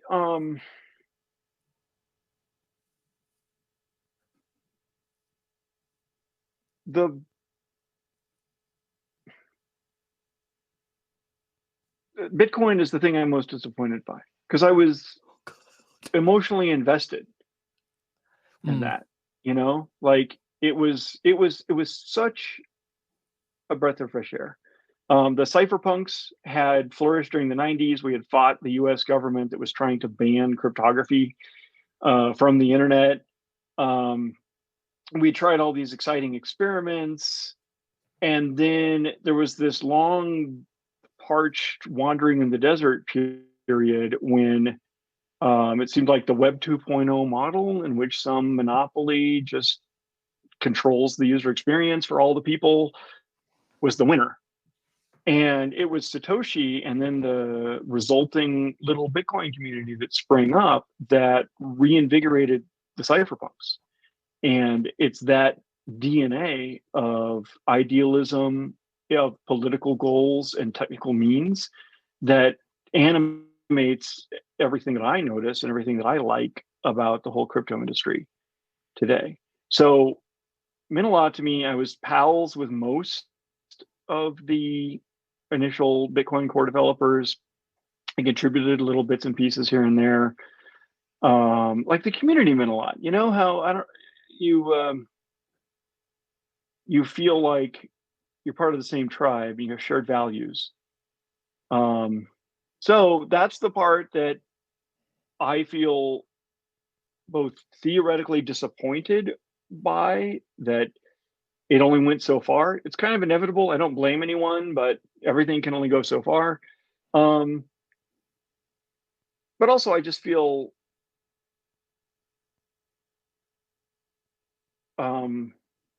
hurt that Bitcoiners treat me today as an apostate. Like I lost friends, Yeah. Are there other people that are kind of OGs to the crypto space that you think don't get a fair shake today or are widely misunderstood? OGs to the crypto space. One of my favorite is Wei Dai, and nobody's ever heard of him. Tell us about him. He was an OG cypherpunk. He made a lot of the cryptography implementation that got used in a lot of projects, including the initial version of Bitcoin. He invented one of the antecedent concepts to Bitcoin, which is called B-money. Is this what this is what Way in Ethereum is named after, isn't it? The smallest unit Yeah. of it. Yeah. Yeah, so he lives on. He's gotten his honor thanks to Vitalik, I suppose. Nice. Yeah. So you were saying something about privacy, Cobie, and products, and you asked if Zcash is going to get more general purpose programmability and things like that. And it reminds me of one of my favorite things that I think everyone else misunderstands. You want to know what I think everyone else misunderstands? I think everyone else, like the whole concept of privacy is really slippery. People have all these understandings, which I think are mostly wrong. And I think a good way to clarify your thinking is not to, I'm not going to use the word privacy. Okay. Here goes an experiment. I'm going to try not to use the P word. And I'm going to talk about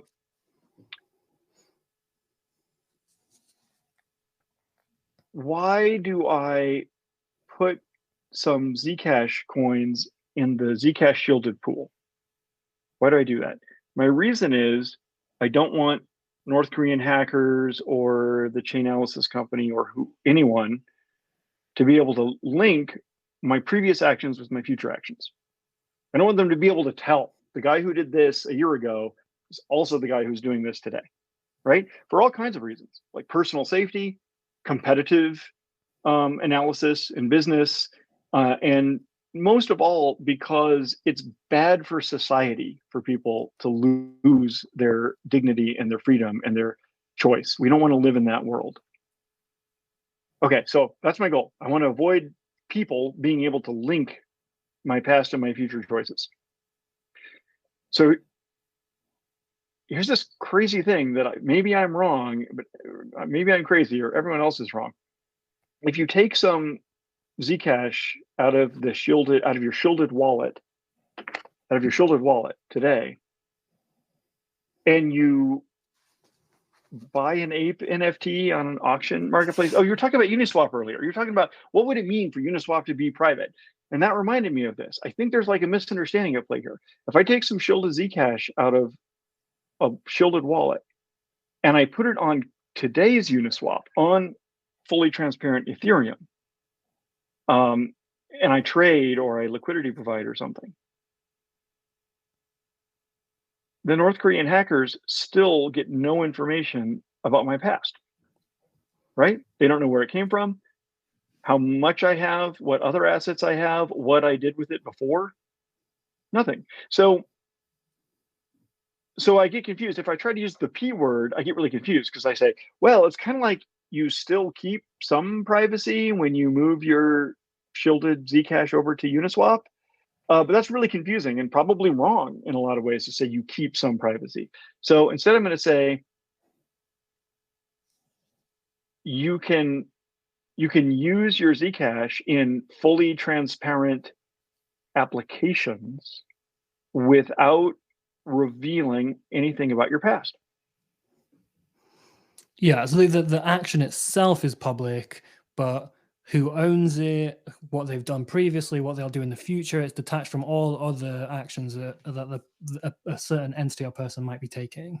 And that's why I think I'm more interested in composition, like particularly a ZEC. Shielded ZEC is like a well-honed tool that just does one thing. And we're constantly working on improving how well it does that one thing. And I'm more interested in composing that with like Uniswap, like actual current fully transparent Uniswap with all the liquidity and whatever, putting two and two together and then putting them in one app or one user interface or making it natural and native for users. Just like I was saying, if you use Snapchat, you don't know which data center you're using. Similarly, if you want to do Uniswap-y things, there might come a time when you don't know which blockchain. You just use the Uniswap app, right? And I think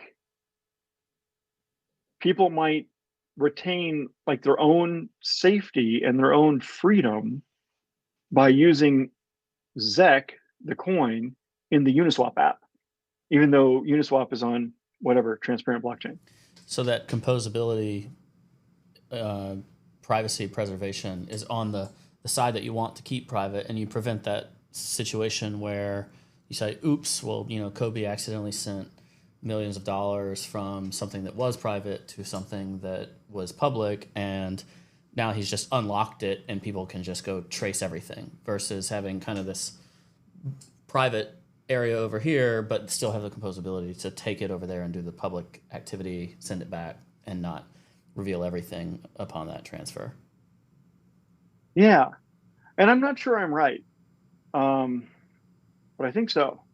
Whereas right now, the only real way to do that is essentially using centralized exchanges as a portal of sorts. And then the centralized exchange still has all that information. And probably government entities or whoever else that has that type access to those exchanges. Yeah, I think it's underappreciated. Centralized exchanges are the world's biggest mixers, right? Yeah, I mean, even if you're doing like legitimate mixing, right? You just want to take it from a doxed address to an undoxed address. Yeah. You run it through Binance or FTX or Gemini, right? If you're Zooko. I like Gemini. Preferably FTX on this show, right? and just like Ledger correctly said, that's disclosing the information to the centralized exchange, but not to everyone else. Yeah, when you do that. Yeah, it's interesting. This is a weird question because, if Electric Coin Company were a traditional Web2 consumer application, you build something, it has users, you speak to those users, figure out what you're doing well and what you're doing badly. So if it was that kind of company, you talk to users a great deal. But since it's a blockchain that has a particular focus on like privacy, I think it's a sort of a weird premise. Do you or people in your team or whatever talk to Zcash users and figure out like what are they doing with Zcash? Like what do they want? Do they want stable coins on Zcash? Yeah, that's a great question. Yeah, absolutely. We're in the point of transition to doing that more and more. Like originally, years and years ago, it was just a whole team of engineers and information security people and cryptographers. And now we have actual product and marketing people who have empathy with users and understand how users talk. And so we've started doing a whole bunch of these different methods of consensually learning from users. Like they reach out to us with tech support requests, and that is a fantastic channel of information, right? Like what are they confused by? What are they stuck on? And we do surveys. We have done anonymous on-chain coin-weighted petitioning. By petitioning, I mean that it's not a vote. There's no binding political power. It's just, we want to know what anonymous coin holders think, what they want to say when they're anonymous. There are anonymous message boards that you can post to from your Zcash wallet. There's Twitter. All the people that I've not blocked on Twitter, if they say anything about Zcash, all 7 of them. There's really a lot. Do you know who? I recommend blocking. It's good. I just mute, but I don't do it that often because often I feel like the dissenters have a useful perspective on the world or on me, even if what they say annoys me. So I just keep it around. I'm not that bothered. I forget about it quickly. Do you know Twitter user Gainsy, Crypto Gains? Are you familiar with Gainsy? I've heard of him. I think you've blocked him. Is he on the list of people that are posting in the chat asking me to unblock them? Well, he does run. He runs Zooko. He runs a Zooko like fan club thing, like a really unrelated to Zcash. It's more like a personal fan club. I don't know if it's like not like homoerotically. It's just I don't know. Maybe how you see. Well, we can't really confirm that or something. But if you have a message for him, then that would be a good time. I don't really. I'm sorry. I don't remember why I blocked him or when I blocked him or anything. Like, I guess you guys were being weird, so I blocked you. But I'm sorry. I don't. There's nothing personal. Is my point. Like that's the thing. Like it's not. Like it's just a matter of my information control, right? Like I'll go crazy if I just read everything that is interesting to me. So I block people in order to keep myself sane. He probably there's nothing deserved personal. He probably It doesn't mean I think anything bad about that guy. Yeah, that's my point. So you do like Gainsey, you just thought it was noisy. I don't remember. I'm sorry. I feel like this is a setup. Like apparently he runs a fan club for me. That seems really nice. Like I would like to like that guy. It's first I've heard of it. I'm seriously honored if he likes me. That's cool. I would block Gainsey if I think I could, but I think he would just bug me every day on every communication channel, so it's not really worth it. I'll figure out when I ghost the internet one day, it's just to get rid of Gainsey. So the current Zcash users, what type of people like are they? Do you find that they're just like people that find this as are they like mission-driven advocates, or do you find they're just like normal people who like think, oh, this is probably the best payment channel? No, I think there's a bunch of users that I don't know anything about, which is a really interesting, long-standing mystery. And they're not buying and selling illegal drugs, as far as anyone can tell from the illegal drug websites, right? But they're also not. Which you've checked just to make sure. Check out how those are going. There's like professional like teams of investigators have checked the illegal drug websites. They've written up this whole report on behalf of the Japanese financial regulator and all this stuff. So there's a whole bunch of Zcash users or Zcash transactions that I find out almost nothing about. And then they're not using illegal drugs. They're not buying and selling illegal drugs on the websites. But I don't know what they're doing. There are a bunch of like political activists, both in the US and in different countries, who either they're being persecuted actively, like they're in danger, or they're just motivated by what I said earlier. Like we want a good society for our children, and we need privacy to have that, and it's in danger of being lost forever. So yeah, that's mostly who I hear from, is the politically motivated enthusiasts. Yeah, I once I was talking to someone maybe like 5 or 6 years ago. It was around the time of Zero Coin Genesis, so I don't remember when that actually was. I do remember that a load of my friends got scammed in a Zcash cloud mining scam, where basically someone said, I'll mine Zcash for you, you just give me some money, but then no Zcash mining happened, and Loomdart and Path lost like all their money.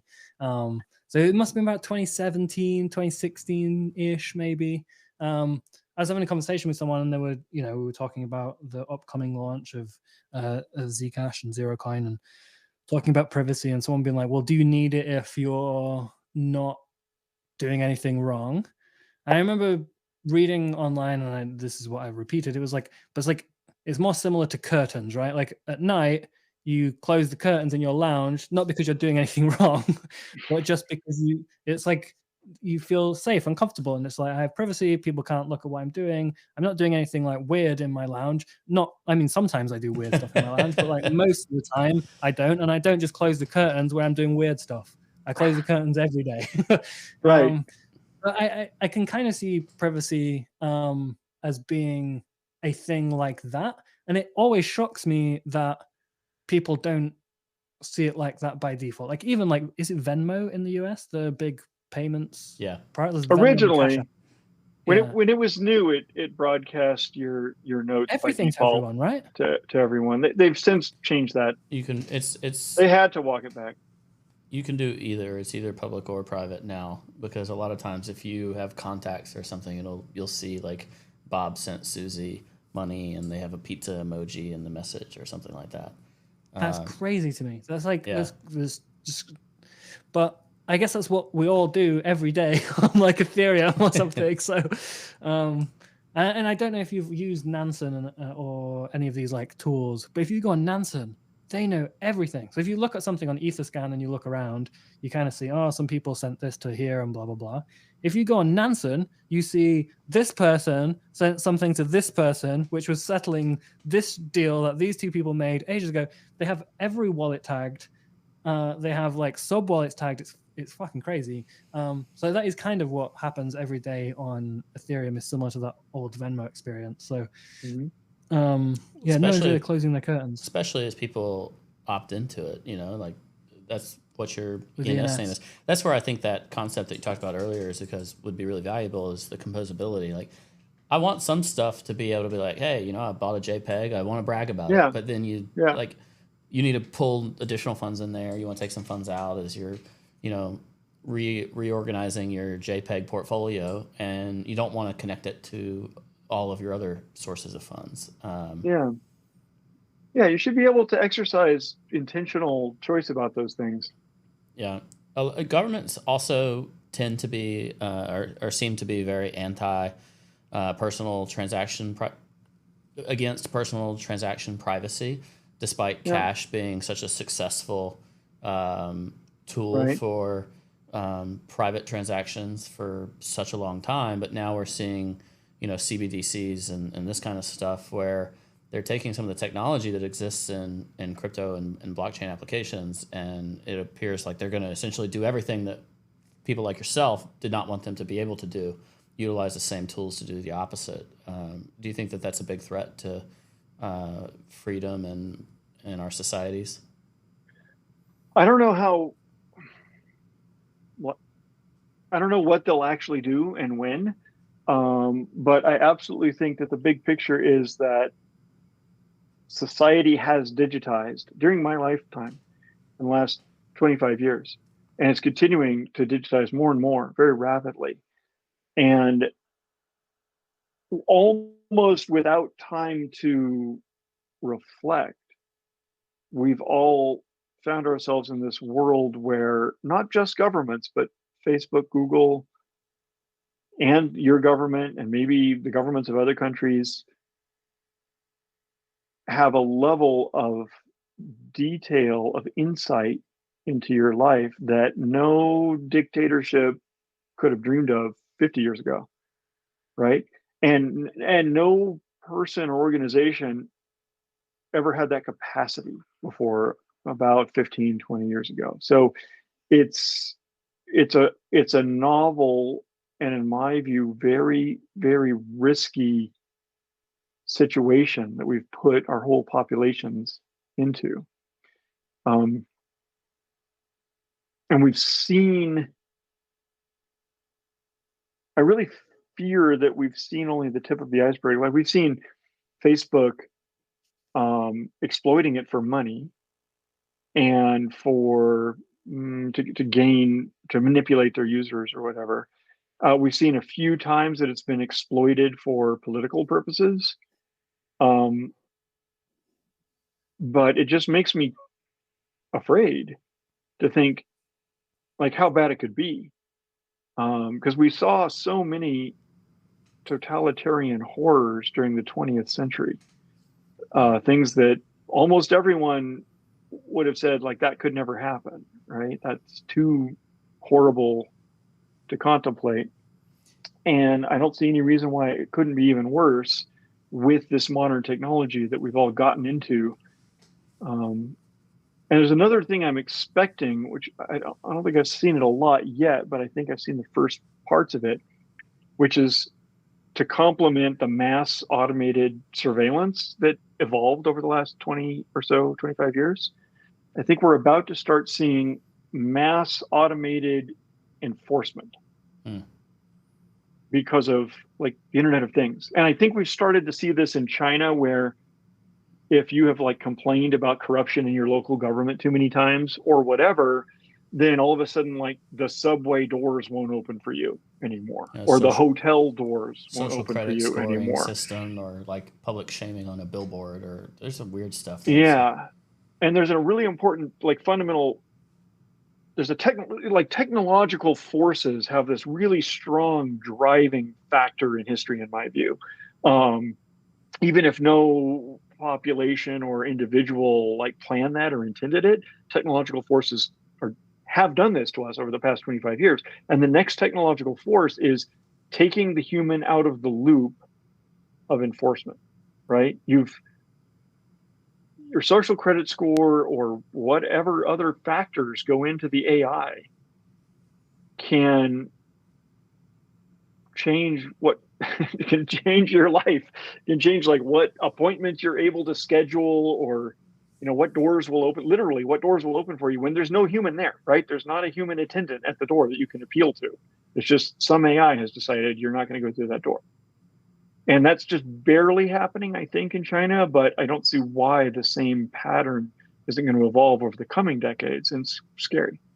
Yeah, it's kind of next level from the ad-driven version where, Facebook utilizes my geolocation to my neighbor, knows my neighbor bought a fire pit, and therefore they can advertise a fire pit like that to me or whatever. That's a corporate greed you version. Fucking fall for it every time. You're That's like, man, damn, my neighbor's got a good fire pit. Such a good fire pit. I need that fire pit. You're from Alabama, right? I am.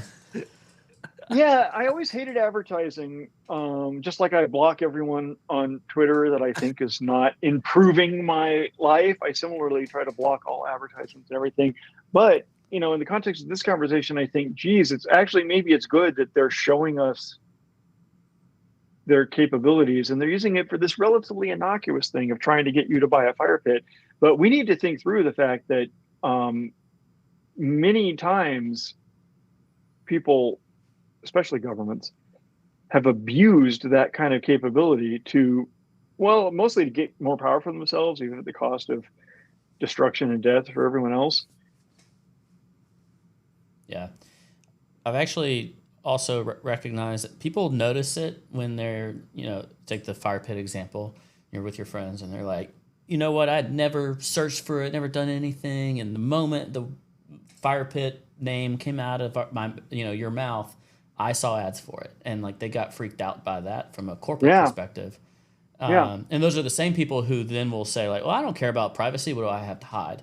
But this is the same concept on a government level where there's even more of a power imbalance that can exist in an abuse of that power that can occur. And I think as you start to connect those dots, the importance of privacy becomes much more clear to people.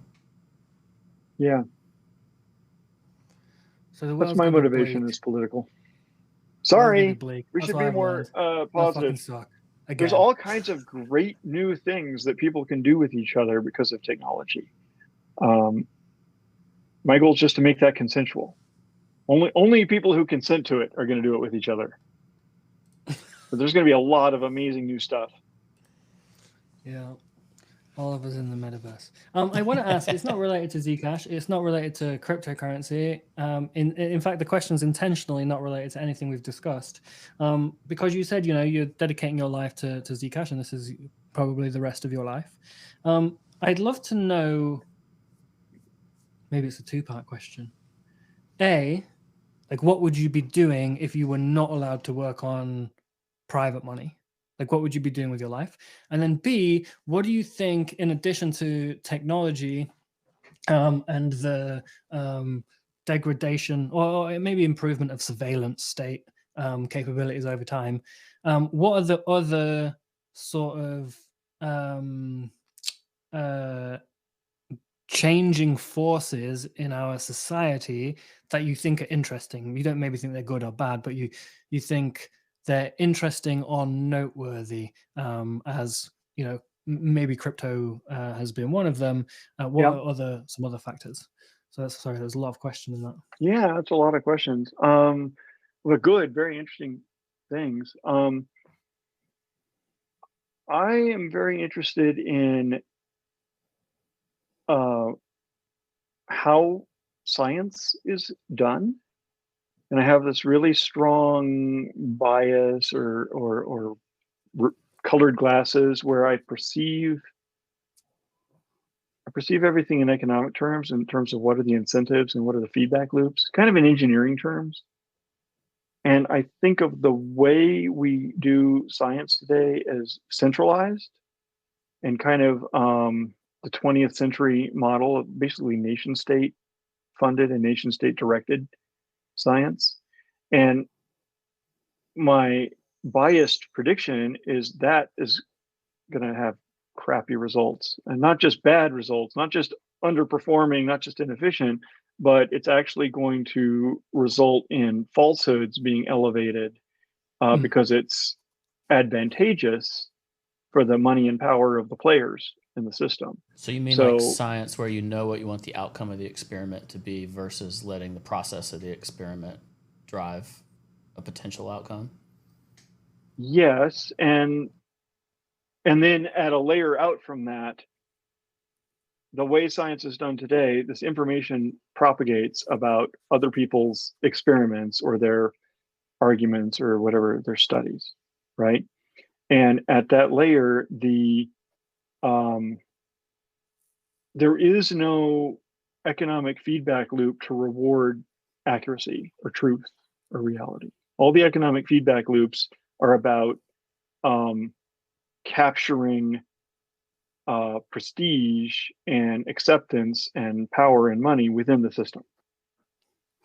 Okay. So there's an example. What was it? The other day I read that a bunch of Alzheimer's research is turned out to be basically fraudulent. They were doctoring results and doctoring images in their research, and it's papers that have been relied on by other people since. You're talking about these type instances, right? Where it's like the feedback loop is, if this paper is good, then I get rich and famous. And there's not really an incentive there to be like, oh, actually, this was all wrong. Right. If you think about incentives, there's basically a fairy tale basis to this, which again is like 20th century, like nation state, military industrial complex, like thinking, which is we have a goal, which is like manufacture the most tractors or whatever our 4-year goal is. And we have resources and money and power. And so we're going to order that to happen. And it's either assuming that the players involved are angels, like all that, like you can't say bad things about doctors or scientists, right? Scientists are kind of like the priests of our era. You don't want to insult God, so you don't want to insult a priest. Similarly, you don't want to question the motives or the integrity of scientists, because those are the good guys. So the way we do it as a society is either assuming that they're motiveless, inert actors or that they're angels. But if you look at the actual incentives, like you say, all of the incentives point in the same direction of propagating what is interesting, what looks good on you, and what makes money, either through more and bigger grants from the grant making structure or through patents for the pharmaceutical industry. And there's extensive reason to like compare. So this is my microeconomic theoretical way of thinking about things. Just like I was arguing about proof of stake versus proof of work, and I'm just like, oh, I can see this two-dimensional graph in my head. I find that very compelling. Similarly, in the way science is done, there's these very simple microeconomic arguments which say you should expect, if you set up a planet and you said, hey, we're going to do it this way on this planet, you should expect that you show back up in a couple of decades and you're going to see more falsehoods than truths, because falsehoods are more profitable and they're more self-sustaining. So it's just an evolutionary system. It's just a microeconomic argument. That's a good prediction if you set up that planet. There's one of the most famous papers ever is called Why Most Published Research Results Are False by a researcher named John Ioannidis. And that's this kind of argument. It's that both the researchers, the individuals who have a lab and they're trying to come up with a publication, right? And like they've got to come up with a few publications or else they're going to lose their job. And then the journals that are trying to pick and choose out of all the different researchers' publications, which ones they want to publish, then the other researchers who are going to reuse and build on top of them, all of them have their own incentives. And if you theoretically economically analyze those incentives, and this is why most published research results are false, does. It says, they all point in the same direction to sustainable, successful falsehoods dominating. And B, they're very powerful. Like there's a lot of really strong incentives. It's a big effect, not a small effect. And then there's also empirical work. There's this whole topic called the reproducibility crisis.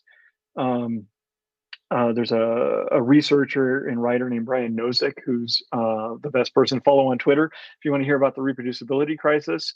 And that is an empirical question that people started asking. They said, like Nozick and many others, and Unitas as well, started saying, okay, well, if that's true, if there's this theoretical reason why the way we do science should tend to produce falsehoods at least as often as it produces truth, or even more often, we should be able to tell, right? We're going to use some science on this science, right? We're going to go test successful results and find out if they were successful and true, or if they were successful and false.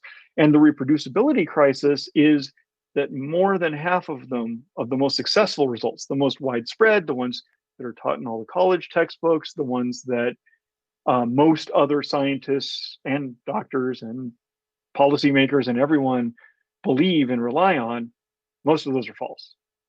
As far as the best estimates we can come up so far from attempting to test that theory. That don't sound good.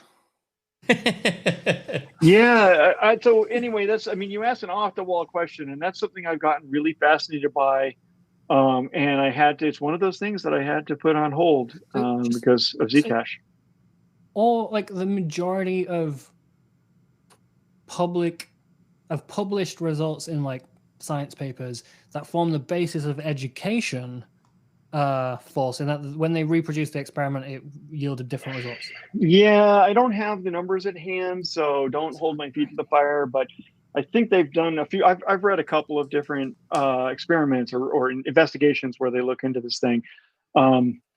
One of the typical things that they do is find the most highly cited. So, in science, you write a paper, somebody else writes a paper, and they link to yours, right? It's called a citation in science instead of a link. And then the ones that get the most citations are rightly considered to be the most influential papers. Yeah. So some of the things that these investigators have done is to go let's find the most highly cited. Like we'll find the 20 with the most citations. And we'll test each of the 20 and find out whether it holds up to its promises or it doesn't. And overall, it's very discouraging. They started in psychology. Like I always suspected psychology was bullshit, kind of. But then on the other hand, I always believed all these things that I was taught about psychology, like priming. Like, have you ever heard that if you've, about priming, like if someone has mentioned a word to you and it's got you ready to think about the thing, and then you got to make a snap decision, you're going to make the decision you were primed for. Ever heard of that? There's all these things in psychology, like willpower depletion, where if you have to make hard decisions, you're gonna use up your hard decision juice. You ever heard of that one? Oh yeah, that's why Zuckerberg only wears the same outfit. Okay, good for him. Anyway, so the reproducibility crisis began in psychology, but it's still spreading as people test more and more fields of science. The one that I've looked into the most deeply is medicine, and it's really, really distressing. Like, I think there's a really good estimate. I'm gonna have to give some off the cuff numbers. Your readers can pin me to the wall if I'm exaggerating. Your subscribers, but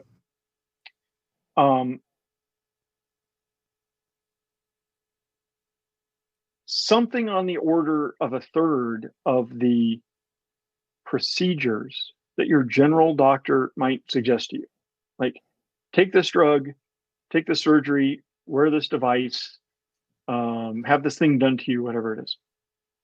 Something like a third of them have never been tested by experiment. But most, how did they get to the suggestion?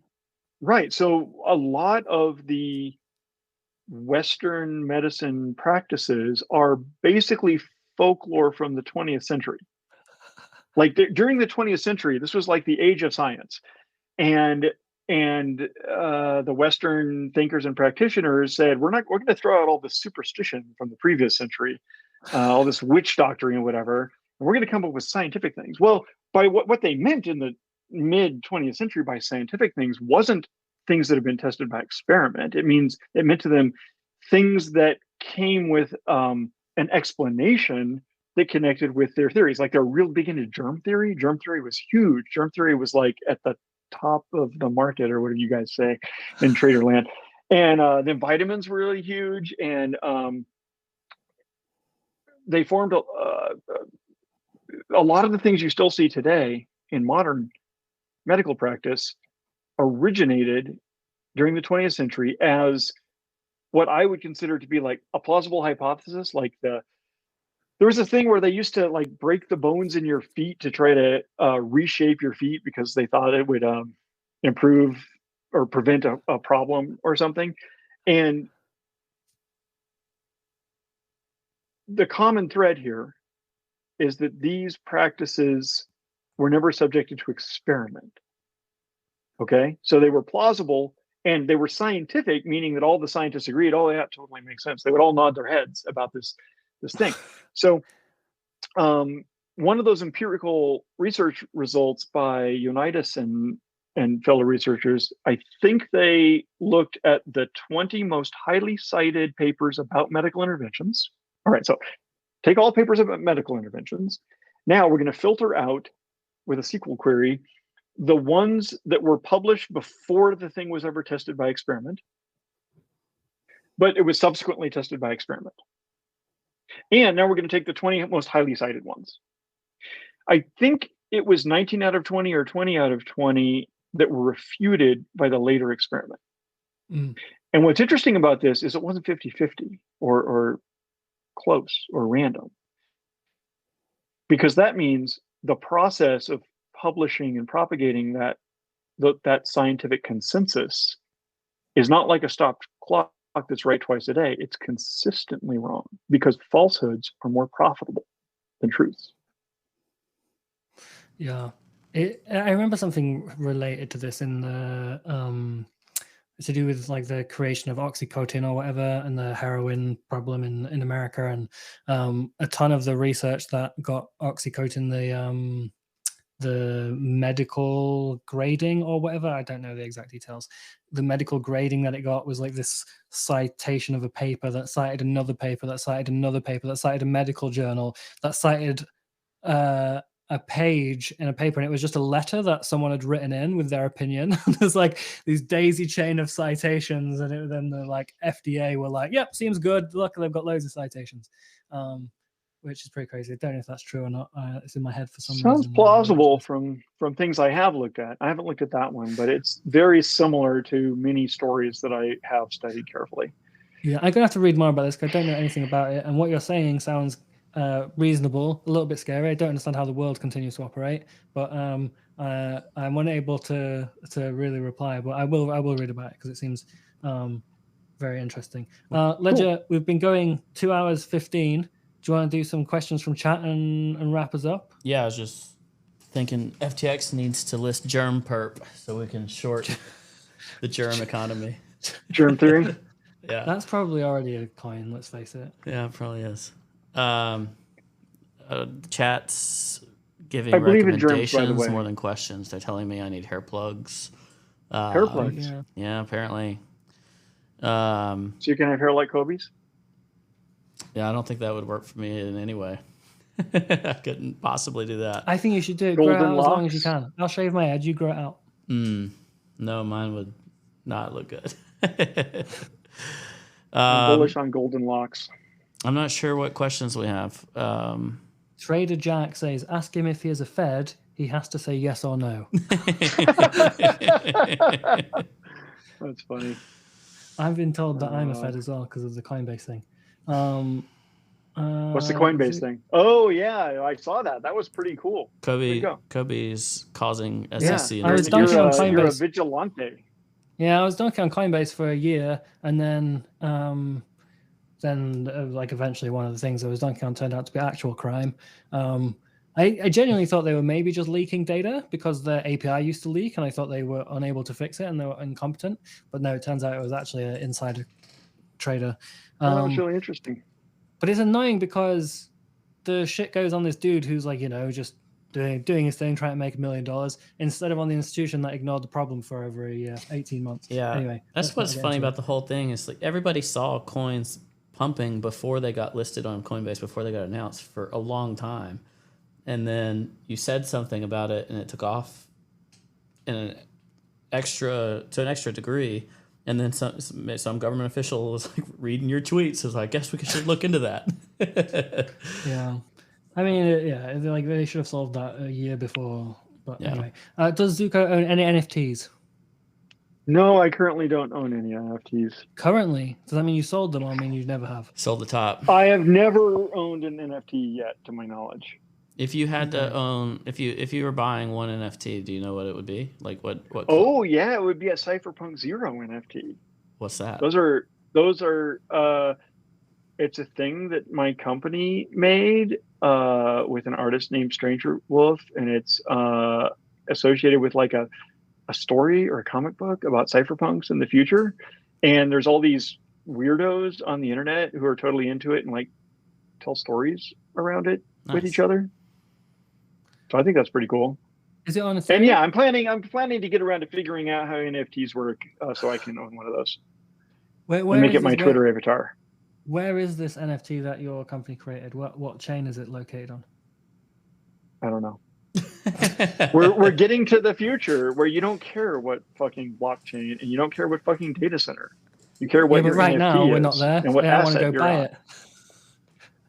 I don't know. I'm sorry. I'm a failure. I'm a failure of a salesman.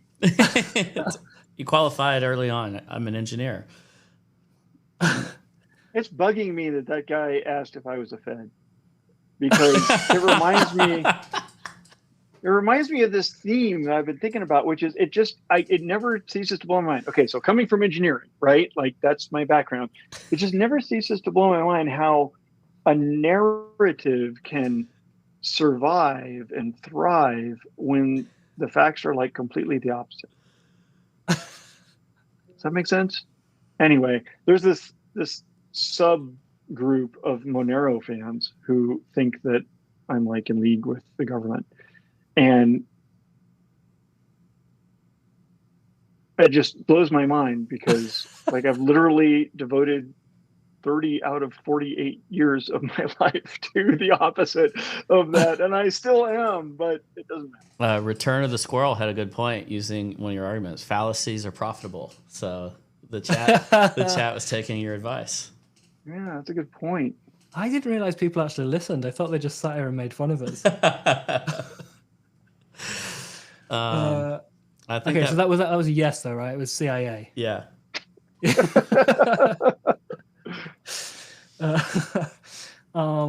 Now we've lost all the actual questions because everyone's laughing about this thing.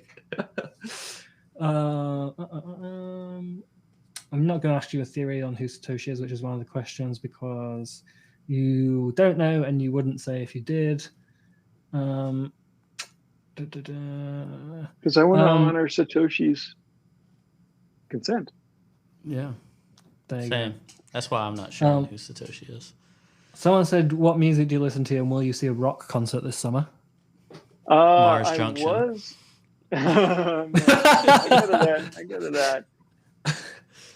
I was going to go to see Lord Huron this summer, but I missed it for a different travel reason. To see who? Lord Huron. It's a kind of music. It's a band. What kind of music is in it? Can you sing us a song? No, I can't. I think it's modern. It's like Americana, maybe, or alternative Americana or something. I like prog rock from the good old days, like even older than me. I like lots of music. I like EDM. I like Depeche Mode. I like whatever was popular when I was 18, which I think everyone does. So for me, that's like 80s alternative rock. I was listening to Love and Rockets on the way on a drive yesterday. Okay, so apparently your Cypherpunk Zero NFT is on Ethereum, and the floor price is 0.07 ETH. That's what someone in the chat has told us. All right, sounds plausible. Someone says, do you think Satoshi's wallet will ever move? Do you think it's just gone forever? I think it's most likely that the private key is destroyed by accident. Because I think like literally a third of all private keys ever have been destroyed by accident. Because if you want to prevent a thing from being stolen, it's super, super easy to accidentally delete it while you're trying to do that. It's a huge problem that we engineers should fix. The other questions are all not worth speaking aloud, not worth talking into the world. What are the chances Zcash becomes an Ethereum layer 2 is one of them. Oh, I like that one. Ethereum layer 2. Yeah. I don't know. Because I don't know the difference between, I totally believe in interop, like applications giving users experiences that are good experiences, even if the application needs to use different technologies and different services under the hood. Like that sounds totally normal. So I'm definitely into interop. Do you really know the difference between a layer 2 versus a side chain versus a sovereign chain that has a connection to the other thing? Oh, there's a good question. This is the first good question I've ever seen in our chat ever. I'm actually slightly modifying the question. What are the things that you're most excited about in crypto that are not related to privacy and Zcash? Like, do you see other innovation in the space where you're like, oh shit, that's cool? The only, so with the caveat that I literally don't know 99% of what goes on. Like you guys could challenge me, like, have you heard of these 10 things? And I would be like, I might have heard of one of them. So I really, I vaguely learned about Ripple over the years. Like Cardano. It was pretty uninteresting. Yeah, I've heard of it. You're right. Yeah, about that one. I met that guy, Charles, one time. What's the third one? Like him? Is that okay? Do I win? Fine. All right. So my point is, I think I spent all my time thinking about Zcash, except now I also spend some of my time thinking about Agoric. I don't know what that is. See, I win and you lose. Yeah. You don't know what Agoric is. Oh, that's common. Just like when I trade Zcash.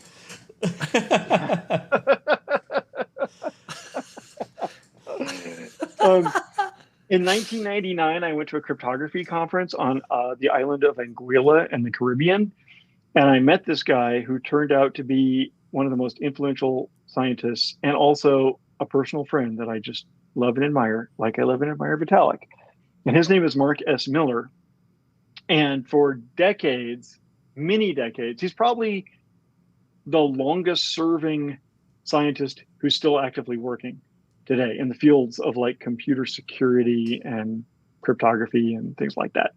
So for a long time, Mark S. Miller's theories were the ones that this small clique of engineers and scientists, included me, that we thought were the best theories, but that no one else understood or was taking advantage of. And we used those theories when my company was hired to do a security audit for Ethereum pre-launch. So they were going to launch Ethereum. They hired us to do a security audit. We did a bang-up job. We found lots of like issues, probably a half or 2/3 of which they agreed to fix before they launched it. And some of them they didn't understand. They were like, I don't even see that being a real problem, or it seems like way too much work to actually fix. So we're just going to launch anyway, despite that one. And one of those was this concept called reentrancy, which was a thing we had all learned about from reading all the science papers of Mark S. Miller. And I can show you the PDF of this security audit report we generated for them. It said, suppose there was a crowdfunding smart contract and there was a reentrancy bug in it. Then an attacker could steal all the funds. But they didn't get it. So yeah, we literally called the DAO hack about like 12 months or 18 months or something before it happened. And one of the main reasons we were able to spot those things was because we were all trained in the Mark S. Miller theory of computer security, which is called object capabilities. That's the theory. So just to be clear, yeah, you called the DAO hack before it happened. Later, the DAO was hacked. We don't know who did it. And you And launched I a work for the privacy CIA. chain to hide the money. I see where you're going with this. Didn't the Dow hacker already get doxxed? Yeah, I think they And did. wasn't I he think not Laura Shin- Zuko? Yeah, I think Laura Shin doxed them as. Still gonna put it in my That was pretty amazing. research But anyway, paper. look, the fallacy thing. We're just gonna. This is gonna persist despite the facts. Yeah, that's right. Zuko Because hacked the facts are not profitable. The fun, exciting stories are profitable. It's weird. I don't know. Does that mean that humanity is like doomed? Do we grow out of that? Like, is there some arbitrage Seems like where it just gets worse. It's just a death spiral. eventually the people who lose money on falsehoods run out of money, and then humanity grows up But like after that? like Darwinian. Yeah, like is there some Darwinian selection that happens over time or not, or is like the constant supply of new like marks or whatever you call them greater than the natural selection? I would like to think that people learn and take responsibility for themselves and are good to others, and they learn how to do that better over time. I don't know. Just seems to be whatever fits the narrative. Like right now, they're redefining recession. Have y'all seen that? Like there's this. It's a transition now, isn't it? Yeah. There's this defined term about 2 quarters of GDP, and now the current U.S. administration is just like, no, that's not it. We'll tell you what it is. It's different. Something else. Of course, if they weren't in power, that's what you always. The smell Right. test on any of this is what would the same people be What saying if would they you were not have in said? power? Yeah. Yeah, exactly. Right. Always frustrating. Yeah. It really seems like, politics, like national politics, really seems like the apex of that pattern where falsehoods are rewarded more than truths, and it's evolutionarily stable to invest in the last 10 falsehoods. years. Maybe it's just because I paid more attention, but the last 10 years, it just seems like they just make fucking shit up. And it doesn't matter which party it is or what country. They just go, we'll just say this. That's catchy. I think they'll repeat that in the news. I think where things went to like a new level for me was right after the Trump inauguration. He was like, that was the most crowded inauguration of all time. It's like the pictures of it being half empty. And he was just like, nope. Yeah. Nope, it was the most well-attended inauguration of all time. Like, But like Biden's really no interesting. better. He's No, like I know, saying but it's just like I just feel like we hit a new level, and they like increased the bounds, and they're like, that works. It's like, Yeah, okay, cool. That's that's where totally we play fine. now. We We just play keep- within these bounds. yeah, just say what we want So to I be can true. see the evolutionary feedback loops where that's successful. That allows you to reproduce and spread your way of doing things to the next generation. Is there also isn't there an evolutionary pressure for truth? Doesn't truth profit people somehow eventually? Don't know. Well, God damn it. I'm going to go down with the ship then. I cannot get on board with falsehoods for success. I'm with you. Should we In leave the it there? metaverse, you can design your own truth. Oh God. In the what? In the metaverse. You know what the That's metaverse is? interesting. Yeah, I know it. It's cyberspace, actually. There you It's go. a real name. Cyberspace, the real name. Yeah. We renamed it. Blame Zuckerberg for that one too. Like they're all in on the metaverse thing. No, that's not even the weirdest thing. I mean, one of the biggest companies in the world switching to be a metaverse company at the top of all markets was a bit weird. Yeah. But the weirdest thing is how like Dubai constantly announces by 2025 we will have 700,000 metaverse jobs. And you're like, it's not a thing. It's not real. What are they going to do? It doesn't exist. It's not real. What are these metaverse jobs? Why is Dubai creating them? It's not real. But maybe Kyle and Sue, that's where they'll get their job. It's just like sysadmins, I guess. I don't know. It's not real. It's not a real thing. You're not doing anything. It's not real. Yeah. I don't know. Dubai seems like a bad place to have a neck beard, though. It's hot for your. Anyway. All right, we gotta go. This is go. over. Episode over. We've got to call it. We haven't been Thanks, talking y'all. about crypto for like 45 minutes. Thanks so much for I'm not being a here. spook. Follow Zooko on Twitter. Check out. Oh man, look at me. I'm sorry, Gainsey. Sorry, Gainsey. Go to upholy.tv. Check this episode and more. Also, uponly.tv/FTX, where you can trade directly from one asset to the other, track your portfolio, trade stocks, do all the other things that they do now on the FTX app, uponly.tv/FTX. Thanks to them for being our partners. Talk to you next time. Bye-bye. Ciao. Thank you so much.